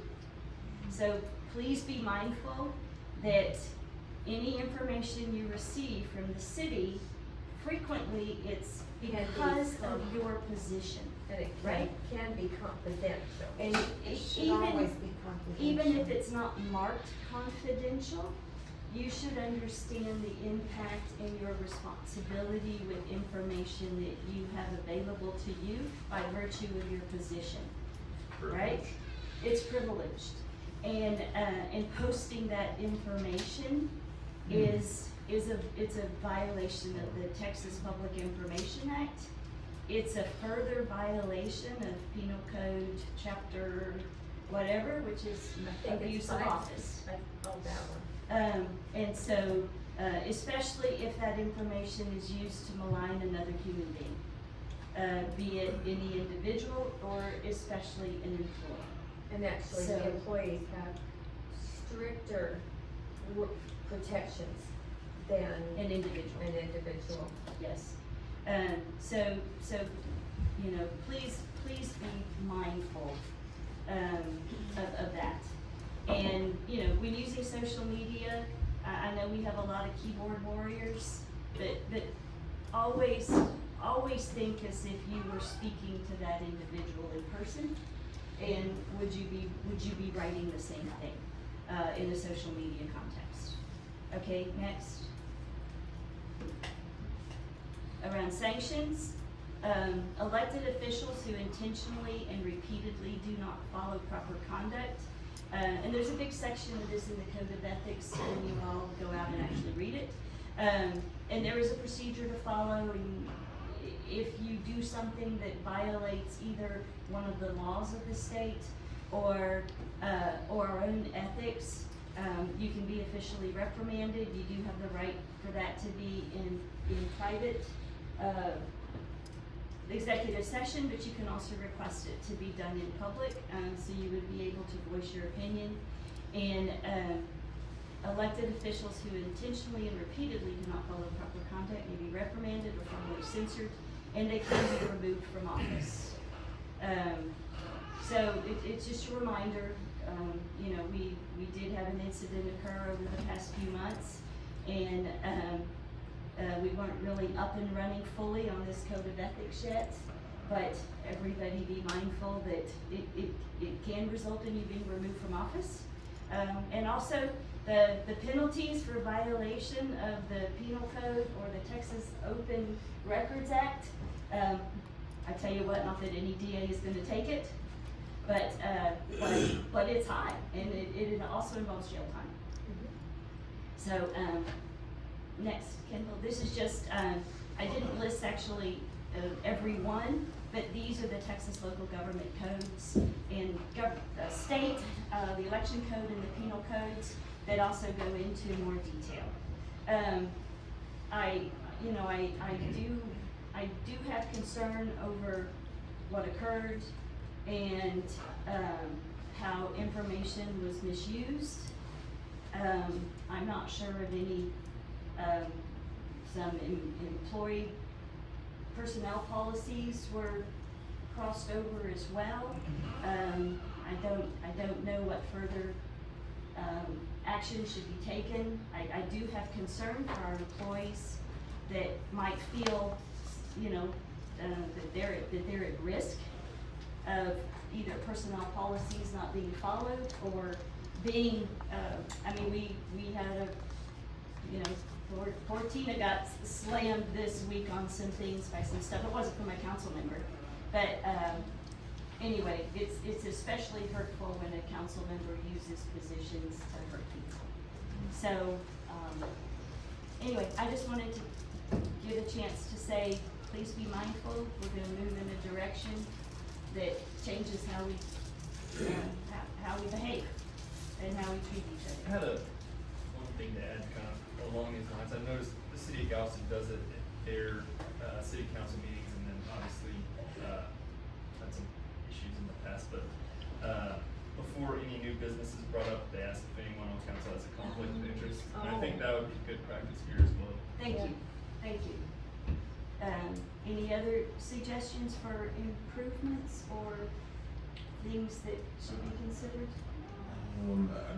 Just based on some of the comments that you made, have we taken proactive measures to eliminate the possibility of sharing information, by mistake or? Well, first of all, all of you are required to take the public information training session. The open records The open training records and the training. public information. Yes. Open meetings, Open training, meetings. and the public information request training, the public information training. And honestly, you just should go in and at least scan through and read those 300 pages and just become familiar with it. Scan. Being the You just critical like format. the source. Each one. Thank you. I did send the links to the meetings for Okay, thank you. the whole council. Any And if other- you're not certain, always check with Kendall, with Mr. Francis. Sure. Well, I'm 100% in favor of this, obviously, we should be held to a higher standard, absolutely. And people need to, you shouldn't have to be told to behave, but it's good to have record and making that contract with the city is a means of making it official, and so it puts people on notice. So I agree with it, and certainly I'll sign it as soon as. And I also know I've had a conversation with, City Administrator Francis about maybe doing a kind of a lessons learned and on where some of the shortcomings were and kind of documenting that for city records, to make sure that employees also know that they'll be protected in the future. Right on. So, Good. okay, any other comments? Okay, next is discussion and consideration of future city infrastructure needs. Do I have a motion to discuss? Did we close up the last one? I don't think we have to, Well, because there wasn't a vote on it. I'll do a motion I'll second. Okay, Kendall, the next, okay, so, as y'all all know, first, next slide, Kendall. Maybe not. She's ready, computer's ready to go home too. Caroline, I'm starting this over here. Bear with me just a second. There's all of these that I have open.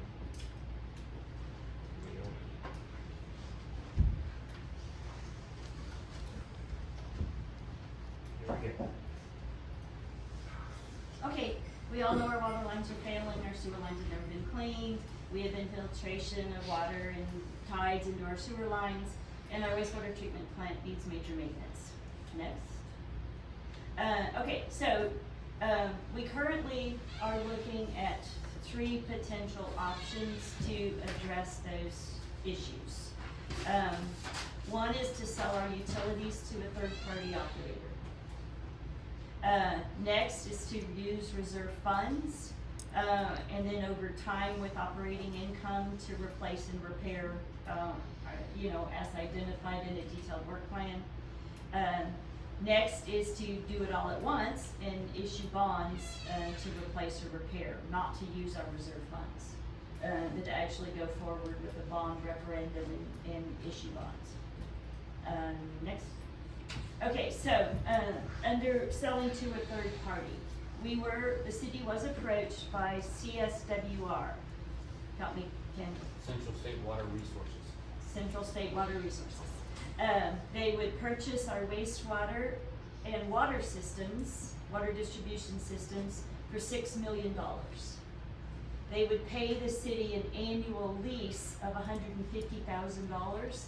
That's for your easements, right, that all of the water lines and sewer lines run through. So that's actually easement lease, and would be $150,000 in revenue to the city.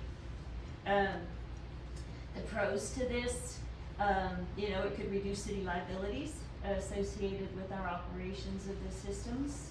There are potential operational benefits. This is what the company does.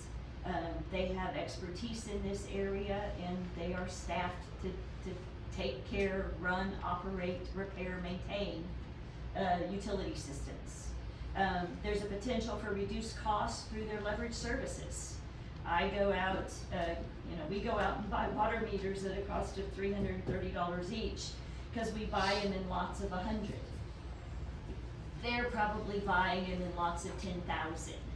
So their cost is probably 30 or 40% less than ours.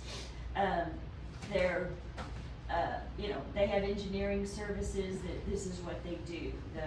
They can just do things cheaper because it's what they do and only what they do. There's potential improved reliability through those leverage services. They will bring best practices in order for them to make more money. They will try to operate it as efficiently and reliably as possible. If they have to send emergency services down here to fix a water leak, clearly that's cutting into their final profit. The con, we have the potential for reduced reliability. They don't live here. They don't care if water's down for a week, right? It's not their toilet that's not flushing. The fees will be set by the Texas Public Utility Commission based on the operator cost. So if they find that they're not making their rate of return and that their costs are more than they expected, they will have to go to the Public Utility Commission and request a fee increase. But we do lose control of that. The rate we pay will be determined by the Public Utility Commission, not whoever is sitting here. Okay? Yes? Stephanie Schaefer. So does that mean that you would be paying off of what you basically use and not the set standard amount regardless of whether you use water or not? Well, no, the rate, they would adopt our current rate structure. Okay, so you're gonna be still paying the minimum of what, okay. What we charge now is what their offer was based on. And I know the water is not just water, you're paying for other things as well. Yes. I just was kinda. Yeah, so, no, the rate structure would stay the same, if they, like I said, their purchase price was based on our current wage structures. Okay. But if they find that they misjudged the amount of effort or work or repairs, and that their cost exceeded their predicted cost, that predicted cost is determining their rate of return, then they could go to the Public Utility Commission and seek additional fees. Okay, so just a very high level analysis of the third party proposal. Our infrastructure, based on our pretty high level, very budgetary kind of analysis, not an actual go forward for a project approval number, is $8 million. That's for repair, replacements, and upgrades. That brings this third-party capital investment to a total of $14 million. So that's $8 million in improvements that we've identified. They might be able to do them a little cheaper than that, but it's about $8 million. Plus the $6 million they would purchase our system is $14 million. The estimated revenue to the third party from the current rate structure, and this is also based on them gaining some pretty reduced operational cost versus what it costs us to operate. If they operate the same way we do, this line goes down. And one instance of that is, Tina, don't take this personally, but, right now Tina's our water clerk, and she gets paid a salary. And she handles, how many water meters do we have, Tina? 1,300, roughly 1,350? Well, this same company has a Tina, and that Tina is probably managing 300,000 customers, right? Because the software does it all, and Tina does a lot more than just water, but a whole lot more than just water. But that's my point, is that cost is distributed over many, many customers instead of just ours. But looking at that, $500,000 per year based on improved operating efficiencies, and based on them needing to spend $100,000 per year in repairs. Now, if they do all of those capital improvements, they might be able to get that repair cost down. But that gives you an annualized rate of return of 3.57%. Is it a contract with them, and how long is that? No, they purchase it. They buy it. Okay. Yes, they buy it. So then, who do they answer to? No one? No one. Public Utility Commission. So it's an annualized rate of return of 3.57%. I wouldn't invest in that in today's market. I don't know if you as an investor would either. If no improvements are made to our system, which I feel would question the reliability of our system, so this is just based on the $6 million purchase price, and remember the $150,000 annual operating fee is in there too. It gives you an annualized rate of return of 8.33%. So what that tells me is they're not planning on fixing much of our system if they want it to be profitable. Now, Mr. Francis has reached out to people who utilize this service and have sold their utilities, and they've been thrilled. They apparently have a very good, this particular company has a very good operating history. I don't know, okay, go to the next one. So what I wanted to do at this point is just, kind of get some input. Since they buy it, are they also, I guess, able to sell it to another one if they decide they don't want to do it anymore? So then they could get to who knows who down the road. Yeah, well, and what I would interject at this point is, at this point, we're looking for what do we want to consider, right? What are our best options in getting our system fixed? If this is an option that council wants to further consider, looking at contract details, one of those contract details is, we would need to negotiate a buyback in the event unsatisfactory performance, right? So what's a failure to deliver clause in the contract? Also, at a future time, our wastewater that's currently going to the bay, but it's not potable, but it's it's clean, we might want that water at some point, right? Right. That water might have value in the future. It's real value. And, you know, we might want to work out something that we own that, we have the right to own that water under certain terms. But those are, now I'm doing the details that I said we don't need to do yet, right? Right. So I just wanted to open up, is what do y'all see as pros, what do y'all see as cons from a selling to a third party? Oh, they are for profit and they will get their money, I can tell you that, right? And I don't like it. It's like other people's neighborhoods, OPMs, right? If they are happy with that, fine. For here, not so much. I'd rather us own as much as what we have permanently, honestly. There are certain advantages to it, and I'm sure the people that are happy are the ones that probably had to deal with all the mess in the past, and they thought, well, this is great. They don't have to pay for it, mind you, but they pushed it on to someone else, so there is that.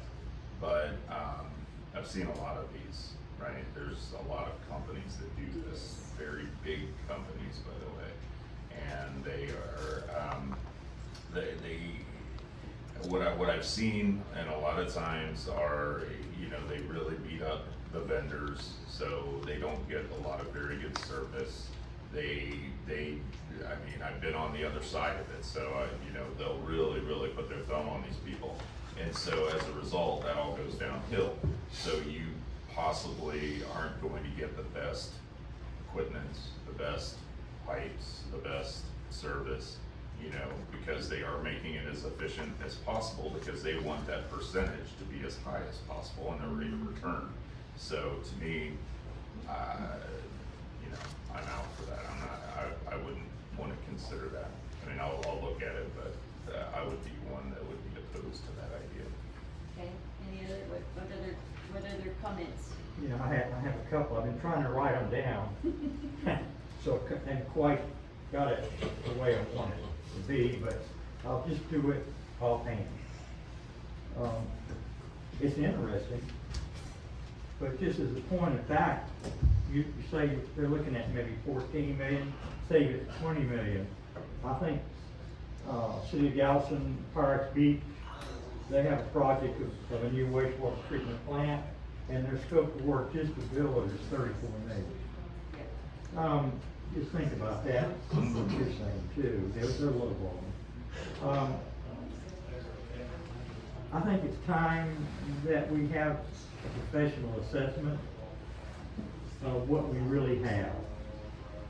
I think we need a commercial appraisal of the value of our wastewater plant and our water distribution system as it sits. A commercial evaluation of what it's worth. Secondly, I think we should have a third-party engineering company, a company that actually engineers and builds wastewater treatment plant in a coastal environment, okay? And it's actively doing it. They have it in service now, they're qualified. I think we should go out and have them make an evaluation. I think we need to know what, if we upgrade the waste treatment plant we have now, what type of outputs we should expect, and how much waste we could treat down per minute. I know what we can do now on a holiday weekend. But that's just me, based on a totalizer out of the plant.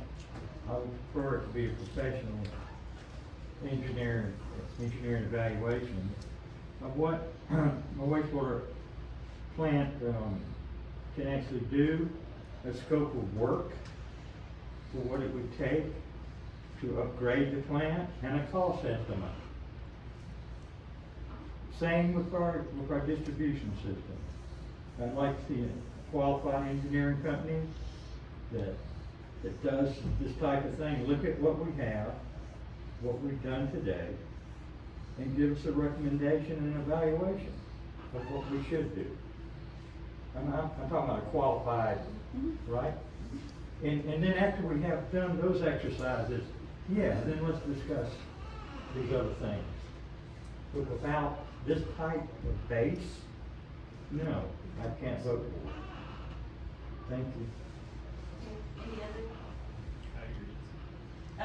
On the, one of the cons is when I do a high level analysis of what it's gonna cost to get our water lines up to speed and what a sewer plant costs to build, you know, I basically say we've got $25 to $30 million worth of assets that we'd be selling for $6 million. Right, yeah. You know? It's true. Well, Now that's it's I current. just rather see, is, I mean, we're certainly capable, probably sitting here, this group, we could do it. But I would be so much more comfortable with having a professional company look at it. Objective. Okay. You know what I mean, come Next- on. Next slide. Too much at stake. Okay, so another, you know, another option is we use reserve funds to improve our infrastructure. So we currently have a little over $10 million sitting in reserve funds. 2 million of those are encumbered hotel motel tax funds. And that number's a little low. It's actually, because we don't have current audits, that number will go up a little bit. The current documented encumbered funds we have is 2.1 million, but that was, you know, following our latest audit. But currently, an estimate for our water line replacement is $6.5 million. Based on what? Based on the, I mean, Mercer A Engineering detailed did estimate. it. It's not a no, we're not going for a detailed estimate until we get a direction that council I wants agree, us to I go, agree, okay. right? I mean, I'm not gonna go out for a detailed estimate when we're looking at FEL1 kind of scenarios. I'm there. I mean, we're I'm not, there, but we're not into, it's just so dangerous to throw those detail. numbers around. No, it's based on what we've spent to date on our lines, knowing how many feet of pipe we have left, If, and, you know, moving from there. We are still having continual leaks, both our gray pipe and our black pipe are still, we have to replace the pipe. we have to replace the pipe. So we could utilize 6 million in reserve funds. That would leave, 4 million for emergency operations.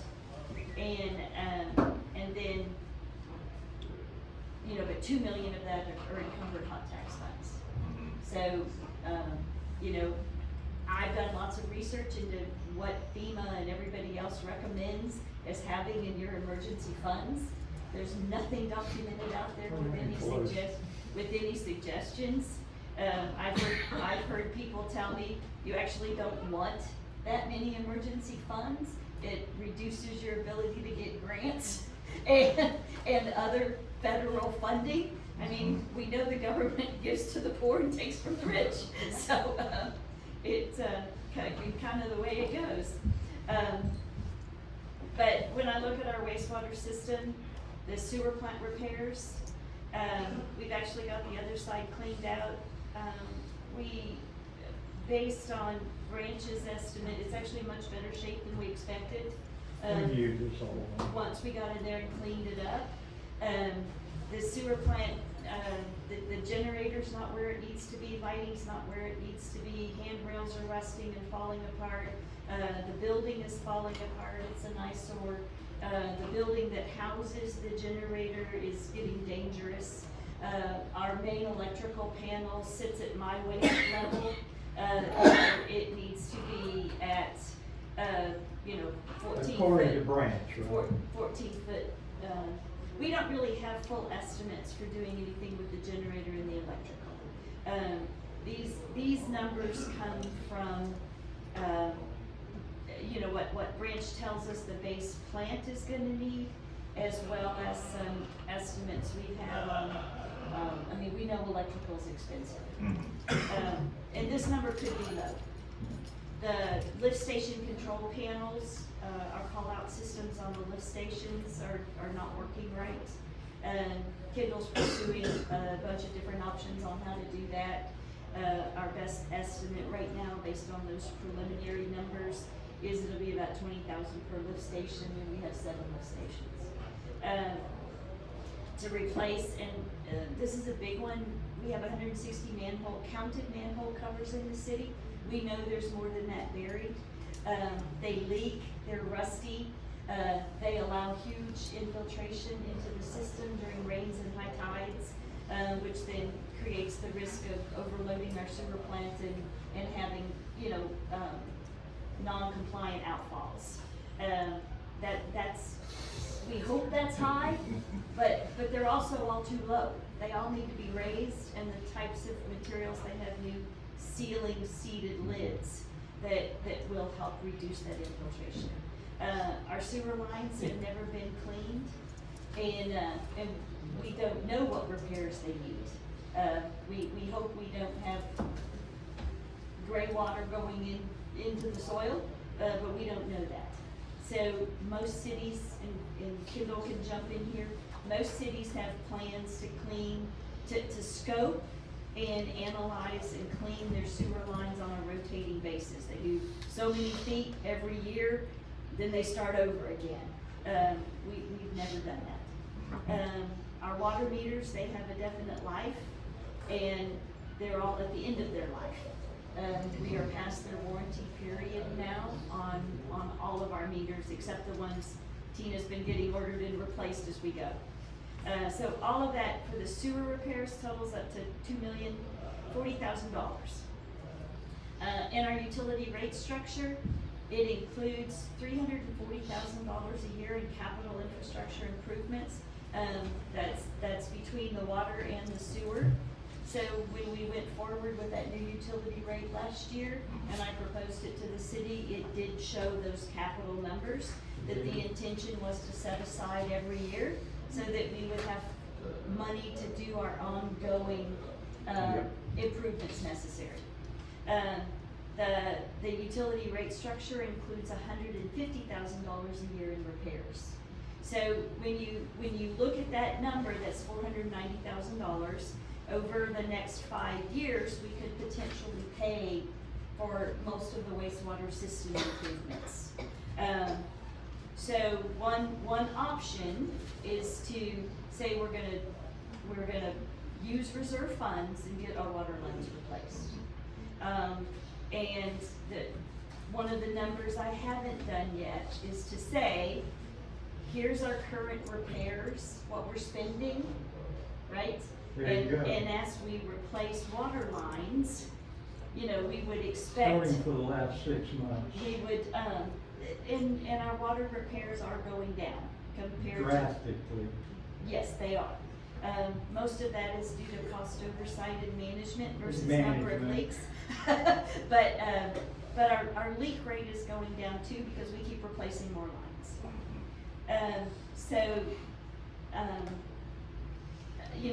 This is one option. But we also have to remember that as we spend down that $6 million in reserve funds, that's roughly $300,000 a year in interest we're not getting. So we do have to look in more detail at the math on, but historically we've not had that $300,000 in interest, and of course that interest is not guaranteed in the future, right? We don't have 15-year CDs because we need our funds available in a more liquid way. Right. So, like I said, one option is to utilize this revenue to make those wastewater system improvements and manage it that way. Okay, next option. Oh, there's option, cool.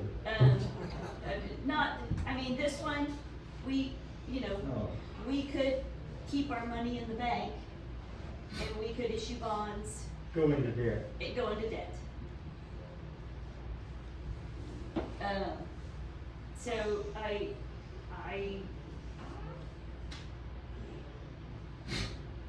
So what we're looking for here, right? Yeah.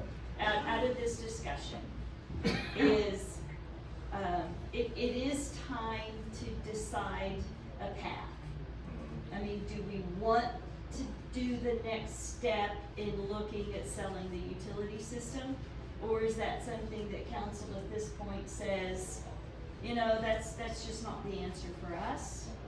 And then we need to take the next steps on finalizing the work plan for using those reserve funds, and starting to implement the next phase of our water line replacements, as well as simultaneously continue what we've been doing, which is, you know, kind of chipping away at our sewer plant. But we can continue to, you know, we have not put a full detailed resource, meaning staff to oversee it and dollars to do it, plan together. But I don't want to do that if council says, no, we really think we should sell it. Let's go potentially get other bids, talk to other vendors that do this, start working the next phase of details of making that happen. Well, are we making a decision tonight? I mean, we're not taking a vote. No, we're not taking No, a vote. we're talking. We're not taking a vote. It's does council request us to, you know, we can bring an official proposal together next time. It's too early.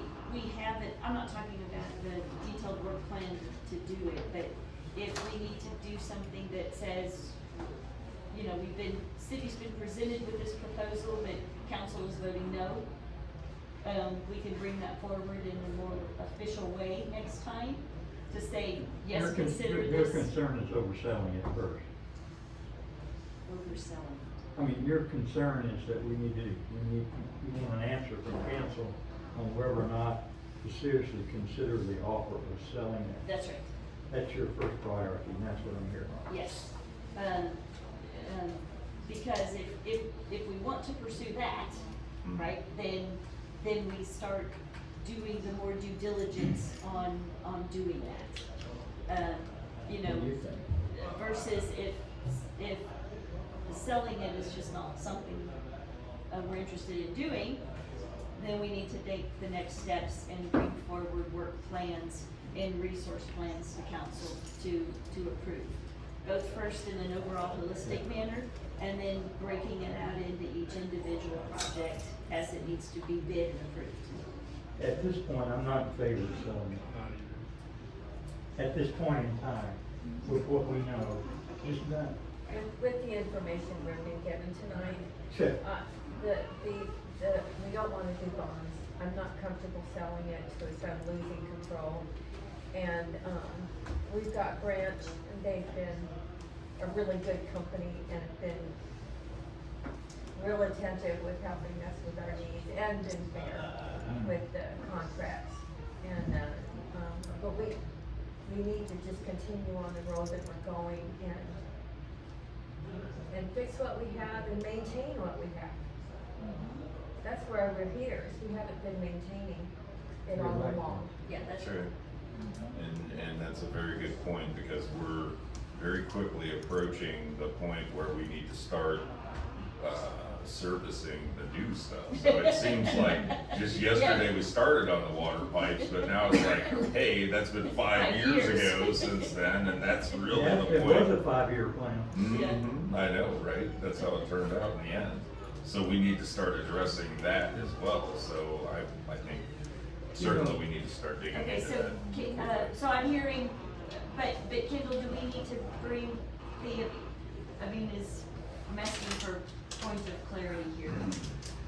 We've had the discussion, we know the direction, but do we need to bring forward to council next time something that, you know, basically says we don't want to pursue that offer? No, I don't know that you do. Okay. It can die in my desk drawer. Okay. All right. Yeah, we just don't bring it for a vote, it just dies. Okay, well, I appreciate your input, and I know we'll be, you know, next time, we'll bring forward the kind of the next step on Can I add one thing to that? I know, I hate to, no, I don't, I really need to say this. Very soon, on the 22nd, we're gonna go into a conference, an open meeting to determine the priorities. Yes.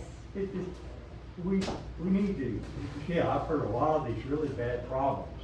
How do you solve bad problems? You break them down into small problems and you address each one individually. She knows this by heart, okay? Now, here's the thing, but what we need is priorities. So council, when we get into going this thing, let's think priorities. Let's make our priorities first and then start solving our problems. Thank you. Okay, mayor's report. Thank you all for sticking it out with me this long. And thank you for your counsel. That's all I have. I'm really Okay. excited to learn the Heck of a term report. non-compliant outfalls today. I'm gonna start using that in my daily life.